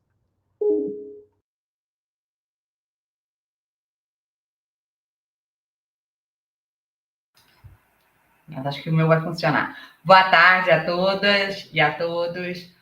Boa tarde, professor Flávio. Uma honra integrar esse painel que está sendo conduzido brilhantemente pelo senhor. Boa tarde, Joyce, Marcel e ao Solano, eu cumprimento aqui de um modo remoto. Trouxe aqui um título para tentar chamar a sua última fala. Vamos ver se eu ainda consigo captar aqui a atenção, que é sobre... Será o fim das cartas rogatórias, né? Eu tinha até colocado numa primeira versão a morte das cartas rogatórias, algo bem dramático. E esse tema dialoga muito bem com o que a Joyce acabou de falar. A diferença entre o que eu vou falar, né, e o que ela falou é que eu faço uma visão assim mais panorâmica. Eu estou aqui no meu drone, ela focou ali com a lupa dela na citação, e também vou fazer uma perspectiva. Vou analisar essa questão sob uma perspectiva do DIPRI, do Direito Internacional Privado, que é uma disciplina que se sustenta essencialmente em 3 pilares.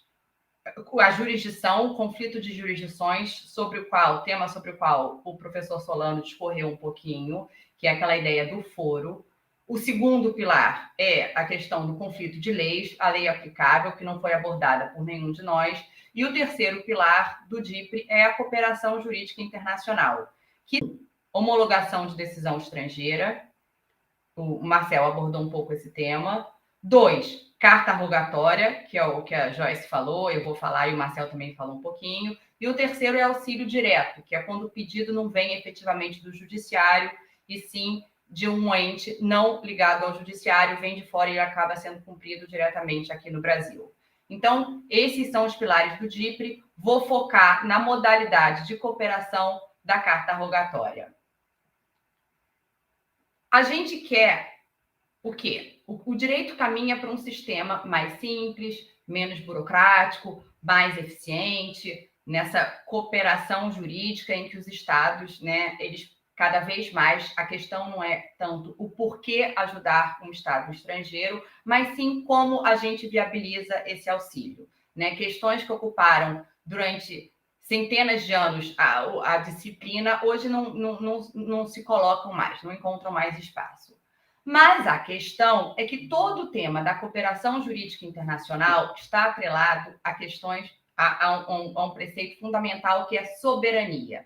A soberania do Estado brasileiro, que ela é normalmente avaliada sob 2 paradigmas, né? O paradigma doméstico, que é aquele poder que está acima de todos os outros, e sobre a perspectiva internacional, que nenhum Estado ali ele tem ingerência, ele vai interferir diretamente a outro Estado. E essa soberania do Estado brasileiro é que está em jogo quando a gente fala de cooperação jurídica internacional, especificamente sobre carta rogatória. Houve, desde 1847, que a carta rogatória ela é admitida no ordenamento jurídico brasileiro. E desde 1934, essa é uma matéria tratada na Constituição Federal. E houve uma opção para que houvesse esse controle concentrado. Desde 2005 está no Superior Tribunal de Justiça, antes era no Supremo Tribunal Federal, com a reforma, Emenda Constitucional 45, a chamada reforma do Judiciário, essa competência passou a ser do STJ. E há essa concentração de cooperação numa instância superior, não por acaso. O que está em jogo é um controle de ordem pública. Muito se discutiu, quando da Emenda Constitucional 45, se isso deveria ser pulverizado diretamente para os juízes federais, justamente em nome da simplificação, celeridade, eficiência. E houve uma opção. Qual foi a opção? Pedido de carta rogatória para concessão de exequatur e homologação de decisão estrangeira tem competência originária e nunca cabe recurso para o STF depois da emenda. Aquilo ali se inicia e se esgota no Superior Tribunal de Justiça. Essa é uma opção que está na nossa Constituição Federal. Por quê? Porque é uma matéria de jurisdição, e aqui eu não estou me referindo à competência, não àquela distribuição interna. Jurisdição que muito fala com a soberania do Estado brasileiro. Então, esse é o tamanho da importância da matéria que a gente está tratando aqui, tanto quando está falando de homologação, como de carta rogatória. O que está acontecendo? Diante, a Joyce bem falou, né, da facilidade de comunicação, certamente muito acentuado pela pandemia, houve uma facilidade de comunicação. E está havendo agora um descompasso entre a realidade, que é uma realidade fácil, de WhatsApp, de Messenger, de link, e a opção feita pela Constituição, pelo nosso ordenamento, que foi concentrar a ordem pública, porque essencialmente essa matéria, tanto em matéria de carta rogatória como de homologação de decisão estrangeira, no STJ. Então, a gente está, nesse momento, vivendo essa situação, que é um grande drama para os estudiosos do DIPRE e que está um pouco sem solução. Eu trago aqui 5 exemplos, e aqui eu vou falar de citação, que já foi abordado, vou falar de oitiva de testemunha, vou entrar na seara de família falando de convenção de sequestro de menores, vou entrar na arbitragem falando de carta arbitral e, para completar, de insolvência transnacional. Trago aqui nesse artigo 5 exemplos que traduzem a escolha do meu título. Por que eu estou falando de morte, de fim de carta rogatória? Por que o drama? Simplesmente porque o legislador ordinário e também os juízes estão fazendo uma opção, e aí por N razões que a gente vai ver, por deixar de lado essa via formal, porque a carta rogatória ela é um ato formal de movimentação, de cooperação, pela via informal e mais simples. Eu não estou aqui criticando a facilitação, a desburocratização e a eficiência. Mas a gente tem que pensar, e eu acho que é esse o momento aqui, o ordenamento como um todo. Tem que achar uma justificativa que se sustente e que se apoie nessas opções feitas, né, na Constituição, que era um controle concentrado no STJ, e que aí isso forneça segurança, estabilidade, que é a máxima do direito, né? Segurança jurídica. Então, eu vou citar rapidamente os meus exemplos concretos. O primeiro eu vou falar mais rápido, porque a Joyce já abordou bem, que é a situação de citação de pessoa domiciliada no exterior. Desculpa, domiciliada no exterior por WhatsApp ou por qualquer via eletrônica. Quais são os pontos fracos disso? Primeiro, bom, facilidade, ótimo. Funciona bem? Ótimo. Manda ali o WhatsApp. Já tivemos casos aqui no escritório. Quais são os riscos que correm, né? O que não se sustenta nessa ideia? Primeiro, que é uma situação em que a gente só aceita na via ativa. Na via passiva, por mais que tenha um caso ou outro de citação postal, o professor mencionou o negócio jurídico como talvez sendo um elemento a autorizar, eu acho que a gente tem que sempre tentar ser consistente. Se a gente vai admitir isso para a via ativa, isto é, para as cartas que saem do Brasil e vão, né, para o exterior, então a gente vai ter que flexibilizar também para a via passiva. E essa flexibilização, tirando 2 casos que já foram flexibilizados, réu domiciliado no Brasil, o STJ exige a carta rogatória. Então, a gente tem que sempre ser coerente nas nossas argumentações. Se réu domiciliado no exterior passa a ser citado por WhatsApp, então também o jurisdicionado brasileiro vai se tornar mais vulnerável e vai ser citado a partir, não sei se por WhatsApp, pelos meios de comunicação utilizados pela autoridade estrangeira.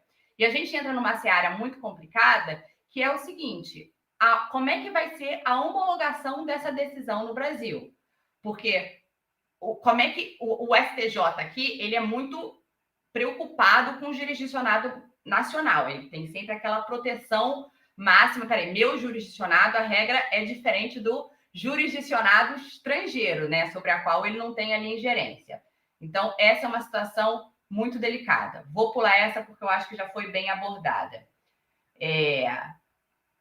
Esse é o exemplo 1, tá? Exemplo 2, dispensa de carta rogatória para oitiva de testemunha. Estou falando também da via ativa, isto é, a carta rogatória sai daqui e o juiz ele está espelhando o que ele faz internamente para a testemunha situada no exterior. O que isso significa? Significa que o juiz ele manda o link de Zoom e manda a testemunha ali comparecer. A gente já teve alguns casos aqui no escritório e o juiz começa a audiência falando que a testemunha tem que falar a verdade. E se não falar? Qual é a autoridade que um juiz brasileiro tem de dizer para a testemunha que ela vai incorrer naquela sanção penal ali tipificada? E muito menos, como é que ele vai impor essa sanção se a testemunha fala mentira? O juiz sabe que é mentira, a outra parte sabe que é mentira. Foi ali, recebeu o link de Zoom, esse juiz não tem autoridade. E mais, na situação contrária, isso não se admite. O STF, em um caso emblemático, que foi inclusive relatado pelo ministro Celso de Mello, disse que viola a soberania brasileira testemunha no Brasil inquirida diretamente por magistrado estrangeiro. No caso do STF, o precedente era até da Argentina. Não pode, novamente, ali, jurisdicionado brasileiro, vamos proteger. Vamos colocar a autoridade judiciária brasileira aqui para oitiva de testemunha no Brasil. Recentemente, em um caso de 2020, a 6ª turma do STJ, era um caso penal, e eles reforçaram, é o caso mais recente que eu identifiquei, essa ideia. Era uma autoridade judiciária francesa que queria, ela, si mesmo, né, diretamente, formular perguntas para a parte brasileira em audiência virtual. A relatora foi a ministra Laurita Vaz e disse que não, que isso é um ato eivado de nulidade absoluta. Então, de novo, 2 pesos, 2 medidas. Via ativa, juiz brasileiro, vamos lá, vou ouvir testemunha, manda o link de Zoom. Na via passiva, não pode. E a gente entra na falta de coerência do sistema. Segundo exemplo, vou para o terceiro. Dando um salto triplo aqui, vou para a parte de família. Tem uma convenção que é muito famosa, que é a Convenção da Haia de Sequestro Internacional de Crianças, que ela traduz a ideia de que a criança ela tem que voltar para a residência habitual. É aquele caso, são os casos em que a criança ela é subtraída de onde ela residia por um dos genitores e acaba sendo mantida indevidamente em outro estado. Essa obrigação de retorno é absoluta? Não, não é absoluta. A própria convenção prevê algumas exceções no melhor interesse da criança, por exemplo, quando ela corre grave risco no retorno. Mas não é nada disso que eu quero falar. Eu quero falar que recentemente, eu estou falando de março de 2022, o CNJ, que está regulando aqui um pouco de tudo, né? Está com pouca coisa que foge ali, editou uma resolução 449 de 2022, em março desse ano, que fala o seguinte: documento em estrangeiro não tem problema nenhum. Agora a gente vai aceitar Google Translation. Documento vindo da China vai demorar? Não tem problema nenhum. Para fins da Convenção da Haia, Google Translation já vale direto. Ok. Não precisa tradutor, não precisa apostilar, vamos simplificar, é sempre esse discurso, né? Simplificar, eficiência, tornar mais célere, tudo bem. Só que aí o CNJ, a Constituição, né? CNJ fala o seguinte: testemunha que não se encontrar no Brasil, não tem problema nenhum. Quem vai ser indicada pela própria parte, a própria parte cuida de colocá-la ali na audiência e pode ser ouvida por videoconferência sem problema nenhum. Essencialmente, o CNJ fala o seguinte: vai quem quer, fala se quiser. Se não quiser também, a autoridade judiciária não vai ter nenhuma interferência, ingerência. Então, temos ali Constituição, CNJ legislando, trazendo inovação substancial, porque eu pego aqui essa lógica da resolução 449 aplicada à Convenção do Sequestro, então eu vou começar a usar por analogia em outras situações. Por que meu cliente vai ter o custo de traduzir documento estrangeiro? Bom, está dizendo aqui que o Google Translation, tranquilo. E a mesma coisa com relação à testemunha. Esse é meu exemplo 3. Meu exemplo 4. Vou dar um outro salto aqui e vou para o mundo da arbitragem. Até 2015, quando um tribunal arbitral tinha que se comunicar com o judiciário, vocês sabem que o tribunal arbitral ele não tem esse poder coercitivo, né? Então, para ficar no meu exemplo da testemunha, a testemunha não foi para audiência? Vamos lá, preciso da ajuda do judiciário. Ou então precisa de uma medida constritiva, um bloqueio de algum dinheiro, alguma situação assim, não é cumprido espontaneamente, tem que bater ali o tribunal arbitral na porta do judiciário. Em 2015, o CPC foi alterado e incluíram a chamada carta arbitral, que justamente visava ali trazer alguma regulação para essa cooperação entre tribunal arbitral e judiciário. Houve a introdução do 237, inciso 4º, no CPC. A lei de arbitragem também foi, obviamente, modificada para espelhar essa mesma situação. Foi incluído o 22C, que é a carta arbitral. E aí, o CNJ, que também não ia ficar de fora dessa, editou a resolução 421. Até aí, ótimo. Não tenho nenhuma crítica ao CNJ nesse aspecto, não. Regulou a carta arbitral. Até aí, estamos bem em âmbito interno. E aí que começa a se discutir a doutrina arbitralista. Fala, olha só. Se a carta arbitral vale para o âmbito doméstico de cooperação, também a carta arbitral, diante da ausência do legislador restringindo a aplicação, né, da carta arbitral para o âmbito doméstico, a carta arbitral, então, também vale para os tribunais arbitrais sediados no exterior. Então, eu tenho um tribunal arbitral sediado em Paris, para ficar chique, e aí esse tribunal arbitral quer, por exemplo, o bloqueio de algum bem ou algum determinado valor da conta. Não tem poderes, isso não é cumprido espontaneamente. Então, está se defendendo que também não precisa mandar carta rogatória.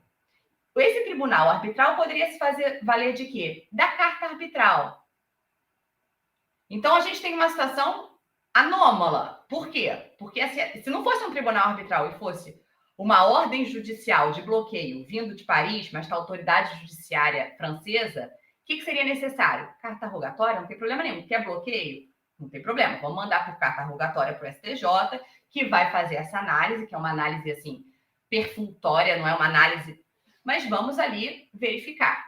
O que agora a comunidade arbitral está defendendo? Tribunal Arbitral no Exterior não precisa de carta rogatória, não. Vai direto para a autoridade judiciária brasileira, que tem que cumprir sem carta rogatória. Nessa hipótese, eu não tenho nenhum caso concreto para trazer, isso é muito novo, ainda está sendo muito polêmico. E aqui, novamente, eu registro assim, o tratamento diferenciado, a falta de lógica no sistema, porque maior deferência é dada ao tribunal arbitral do que ao tribunal judicial. Dizer que a legislação ordinária, isto é, o CPC ou a lei de arbitragem, estão, de algum modo, alterando ali a ordem, a primazia da Constituição, acho que a gente tem que, de novo, meu ponto aqui é muito menos dizer se eu sou favorável ou contra, e mais tentar uma leitura orgânica do sistema e coerente. E, por fim, eu trago aqui a questão da insolvência transnacional, porque em 2020 foi promulgada a Lei 14.112, que trouxe um grande capítulo novo tratando da insolvência transnacional. Esse capítulo se inspirou de uma forma muito acentuada na Lei Modelo da Uncitral, que, por um lado, é ótima, ela é um grande exemplo, mas não houve a devida adaptação, a meu ver, com relação ao ordenamento nacional. E aqui eu trago alguns exemplos. O 167A dessa nova lei fala o seguinte: vai ser observada a competência do STJ, do artigo 105.1i, que fala das cartas rogatórias, ufa, ótimo, mas esse próprio dispositivo tem a seguinte ressalva: somente quando cabível. Então, assim, eu vou usar carta rogatória somente quando cabível. Lei ordinária, Constituição, ali a nova lei, que também não tem ainda muitos casos, isso está gerando uma grande polêmica, a nova lei, né, da insolvência, essa parte que foi introduzida agora em 2020, dizendo, olha, eu vou usar a carta rogatória quando cabível. E quando é cabível? E aí traz uma série de exceções. O 167G, parágrafo 3º, fala o seguinte: notificações e as informações aos credores que não tiverem credor, que não tem domicílio ou estabelecimento no Brasil, realizada por qualquer meio. Dispensada a expedição de carta rogatória. Depois, 167P, fala o seguinte: cooperação com as autoridades estrangeiras realizada diretamente, sem carta rogatória. E é por isso que eu digo, o que sobra para a carta rogatória? Porque se você vai no tribunal arbitral estrangeiro, você não precisa, né? É o que está se defendendo. Insolvência, não precisa. A carta rogatória ativa, também não precisa. Então, sobra pouco. Eu trouxe esses 5 exemplos aqui para ilustrarem justamente o fim. Será que é o momento, então, da gente rever essa competência constitucional? Isso não tem tanto tempo, né? Como eu disse, da emenda constitucional de 45, essa matéria foi discutida. Então, eu trago aqui mais dúvidas e colocações do que efetivamente conclusões, e eu agradeço muito pela oportunidade. Muito bem, eu também agradeço e parabenizo você, Lídia, pela brilhante exposição, e os exemplos são muito eloquentes. Só fazer uma ressalva, eu acho que a ideia de coerência, de bilateralidade, de reciprocidade são... Por isso é que me parece que o negócio jurídico processual poderia ser, porque ele legitimaria de mão dupla, de um lado e de outro, a questão da comunicação. Mas, enfim, e se me permite também, eu não sei se você gostaria de falar alguma coisa, porque já terminaram as exposições, né? Se alguém gostaria de falar alguma coisa, mas talvez Joyce e Lídia, que tocaram mais diretamente nisso, mas, por favor, Marcel também, nem sei se querem. Eu estou um pouco agitado por conta desse julgamento recente da Suprema Corte Americana relativamente ao 1782, da Section 1782. E aí, então, talvez entraria no seu discurso também, né? Porque aquela previsão permite a colheita de provas sem a expedição de carta rogatória mediante um requerimento direto, né?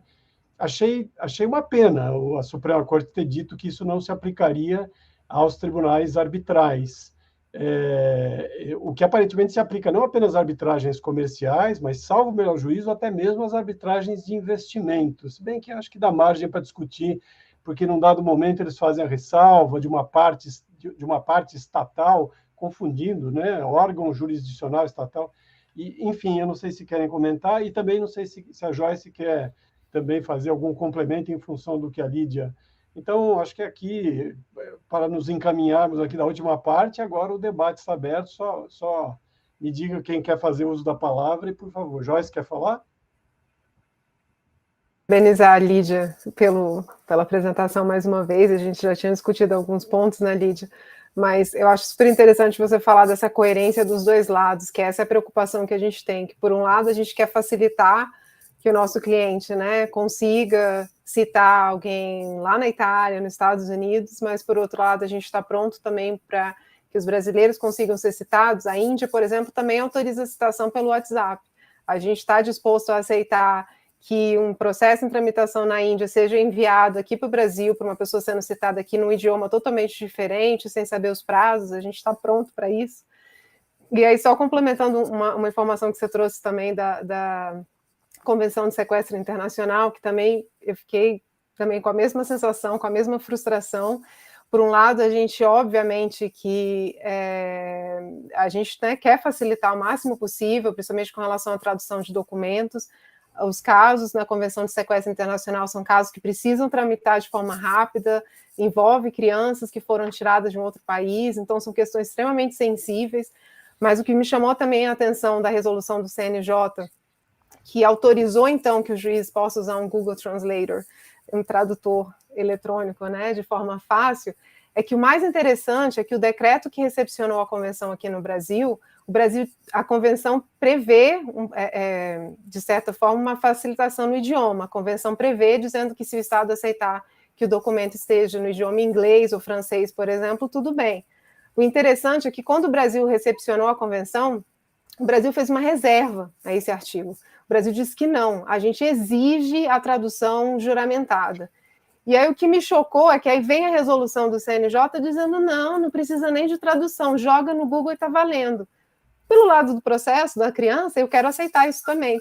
Mas, por um lado, a cabeça da gente como internacionalista, que é a questão que até agora também ninguém conseguiu responder, é como é que uma resolução do CNJ pode alterar uma reserva feita pelo Brasil de um tratado. O Brasil poderia retirar a reserva, sem problemas nenhum. Retirar essa reserva e aí estaria tudo tranquilo. Mas o que me assustou é que uma resolução do CNJ foi bem além e agora simplificou o procedimento bem contrário aí ao que o Brasil já tinha feito uma reserva. Então, só queria trazer esses pontos também.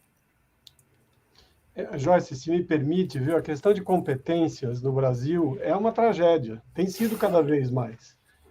Parece aquela ideia de, na casa em que falta pão, todos brigam, ninguém tem razão. Então, como não funciona, eu vou resolver do meu jeito. Né? Então, por isso que eu digo, é super bem intencionado. E além de aniquilar, digamos, ainda a própria ideia de federação, né? Porque essa ideia parece que é muito boa, porque resolve os problemas, mas ao só tempo atenta contra a atividade legislativa e atenta contra a perspectiva federalista. Né? Lídia, eu queria só complementar, com relação à decisão da Suprema Corte, da Section, eu queria fazer duas colocações. Primeiro, que houve, por parte da Suprema Corte dos Estados Unidos, tudo que eu mencionei aqui dessa proteção do jurisdicionado, eles ali estão protegendo os jurisdicionados americanos. Ela fala duas coisas que eu achei que são os pontos fortes da decisão. A decisão é muito polêmica, ela é super curta, tem 20 páginas, mas até li também que ela é tão curta justamente porque a Suprema Corte queria ter unanimidade. E a partir do momento que tem muito detalhe, começa a haver divergência, ainda mais nesta Suprema Corte. Bom, mas eles falam o seguinte, a gente tem uma lei, um statute federal, que é o Federal Arbitration Act, que acaba sendo mais oneroso para as arbitragens internas, domésticas, do que permite a Section 1782. Por exemplo, pelo FAA, que é o Federal Arbitration Act, não pode ter discovery previamente à instituição da arbitragem. Então, eu criei, de novo, a situação anômala. A arbitragem interna não pode ter discovery prévia, mas para a arbitragem internacional eu vou ajudar mais? Isso não tem sentido. Uma outra diferença é que o tribunal arbitral deve formular o pedido de... O tribunal arbitral tem que formular o pedido de discovery pelo FAA. E pela Section 1782 poderia ser qualquer parte interessada. Então, eu não vou ter uma lei interna diferente, assim, com menos possibilidade de produção de provas do que, né, um tribunal arbitral sediado no exterior. E a preocupação, e acho que a linha condutora da Justice Barrett, né, que redige o voto, é justamente também essa reciprocidade, que eles chamam lá de committee, né? Eu estou ajudando aqui a produção de provas porque eu quero amanhã o país, né, de onde veio, né, é um tribunal arbitral, mas o país, ela fala que é pela lógica judicial, eventualmente depois também me ajudando, né, essa lógica da reciprocidade. E fala, eu não vou ter isso de um tribunal arbitral, porque o tribunal arbitral justamente ele é instituído, né, para um caso específico, né? E aí ela menciona isso, fala assim, porque amanhã, se eu abro isso, ela menciona isso ironicamente, eu vou ter aluno da comissão, tribunal arbitral da faculdade da USP, por exemplo, né, um órgão adjudicativo ali privado, pedindo aqui a Section 1782 e pedindo para abrir os e-mails dos últimos 5 anos de um professor tal, por hipótese. Ela não menciona tanto, mas fala que o quanto que você consegue esgarçar. E aí a decisão é claramente assim, vou fazer um tratamento diferenciado, né, para o órgão. O órgão adjudicativo privado, ele não vai ter a mesma deferência do que um pedido proveniente de uma autoridade governamental ou intergovernamental, seja lá o que é autoridade governamental ou intergovernamental. E também não fica claro, realmente, o segundo caso subjacente ao pedido se baseia num tratado de investimento bilateral, mas não fica claro se os casos de ICSID estariam dentro ou não, entraria dentro desse conceito que não resta claro sobre a autoridade governamental ou intergovernamental. Mas se você me permite, assim, quer dizer, equiparar um tribunal arbitral a uma comissão processante de uma universidade, desculpe, que não é seu argumento, o argumento da decisão Sim. é completamente fora de qualquer parâmetro. Bastaria dizer que só se aplica a tribunais arbitrais e não a qualquer outra órgão privado. Quer dizer, para nós, no meu modo de ver, é um pouco chocante, porque, na verdade, nós colocamos a jurisdição arbitral no mesmo patamar da jurisdição estatal. Quer dizer, no fim, soou mesmo para mim, lendo a decisão, como uma decisão muito mais de política judiciária do que qualquer outra coisa. Quer dizer, qualquer um vai querer bater na minha corte agora, né? Porque pode ser um tribunal arbitral, pode ser qualquer outra. E no meu modo de ver, desconsiderando um pouco o próprio histórico da Section 1782, que foi bem expresso naquele artigo do professor Smith. Enfim, eu sei que é polêmico, mas Polêmico, fim, a intervenção da ICC, da ICC, como amigos, enfim, estava preocupada muito mais com a questão da autonomia da arbitragem. E isso ficou largo, porque eu posso imaginar, eventualmente, né, você é árbitro, eu eventualmente sou árbitro também, eu posso eventualmente entender que interessa e que haja produção de prova, e eu fujo dessa questão da carta arbitral, se vai ser cumprida lá, porque eu tenho... E, olha, reciprocidade, eu estou plenamente disposto. Eu defendo a alteração do artigo 381 do CPC para estabelecer uma Section 1782 aqui. Mas o fato é o seguinte, por exemplo, no caso Chevron, por exemplo, a Section 1782 prestou um relevantíssimo serviço. Quer dizer, a gente vai simplesmente jogar isso fora, enfim... Eu cheguei a cogitar do seguinte: se eventualmente não dá, então, para fazer o seguinte caminho, supondo que eu sou árbitro e meu tribunal resolve que nós queremos, as partes, uma delas requereu e a gente acha que é lá e vai recolher. Eu faço o seguinte: eu tiro uma carta arbitral para o judiciário brasileiro e o judiciário brasileiro autoriza o requerimento direto lá. Pronto, não é mais um órgão só privado. Então, eu tenho uma autorização do judiciário brasileiro para a produção de prova, e com isso eu concordo, ele só coopera comigo e se faz. Mas, enfim, eu acho que... Não, a outra opção, só assim, falando do caminho das pedras, seria pela Convenção da Haia sobre obtenção de provas, que foi recentemente também, está sendo pouco explorada, utilizada... Eu não entendo, eu não conheço, mas eu sei que houve reservas também em relação à Discovery, que também acabam dificultando um pouco. Tem um artigo 23 dessa convenção que tem uma certa reserva justamente feita pela Inglaterra para não ter isso. Não, mas o Brasil mesmo não fez reserva no tocante à não possibilidade da Discovery? O 23 também fez a mesma reserva. Mas aqui aceita deposition, né? Já tem caso aqui que teria uma parte da ampla Discovery, aqui o nosso judiciário já aceitou. Enfim, acho que é um tema muito complicado. E é o coração do processo, né? Que é a produção de provas. Isso, e ninguém vai sustentar essa consciência que a produção de prova fora vai ser objeto de homologação de sentença estrangeira. Não. Até porque não tem um requisito fundamental, que é aquele trânsito em julgado, que agora mudou, não é mais trânsito em julgado, mas não tem a definitiva. É o que é? Não tem os requisitos, não cumpre lá. Bom, enfim, eu pergunto, não, eu fico muito contente de poder, pelo menos, dialogar um pouquinho com vocês, eu que sou realista processualista. Eu pergunto, professor Marcel, Joyce e Lídia mesmo, querem fazer alguma consideração final? Aliás, vamos fazer assim, a palavra a cada um de vocês pela ordem, para as suas considerações finais aqui, enfim. Professor Marcel, quer usar a palavra? Ele saiu. Ele saiu. Tá certo. Joyce, para suas considerações finais? Só agradecer também tenho a mesma sensação de felicidade de poder compartilhar esse tema. É um tema que são várias questões, enfim, dá para a gente passar a tarde inteira aqui discutindo.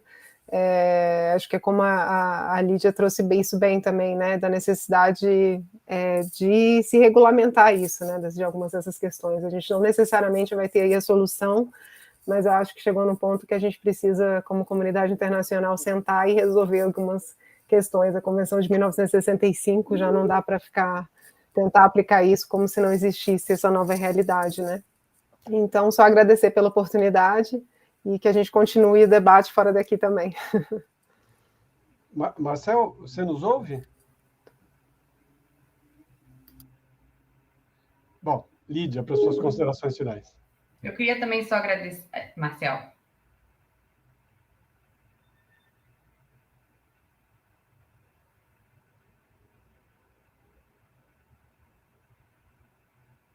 E acho que ele está sem som novamente. Eu queria só agradecer a oportunidade e esse diálogo. O direito internacional, ele precisa dialogar, né? E é muito legal essa oportunidade que a gente está tendo de ter a chance de conversar com o processualista. Tem que ser dado mais voz aos processualistas, de verdade. Passando aqui o microfone, tem que ser só... Cuidado, hein? Dar voz aos processualistas. Marcel, não consegue mesmo falar? Bom, entendemos perfeitamente e acho que o agradecimento é de todos que estão aqui, de todos que nos assistiram. Então, eu tomo a liberdade de agradecer e dar por encerrada a sessão. Espero que logo possamos nos reencontrar e, principalmente, como foi dito aqui pelos expositores, que esses debates frutifiquem, não é? Todos eles são muito relevantes. Um abraço, até mais.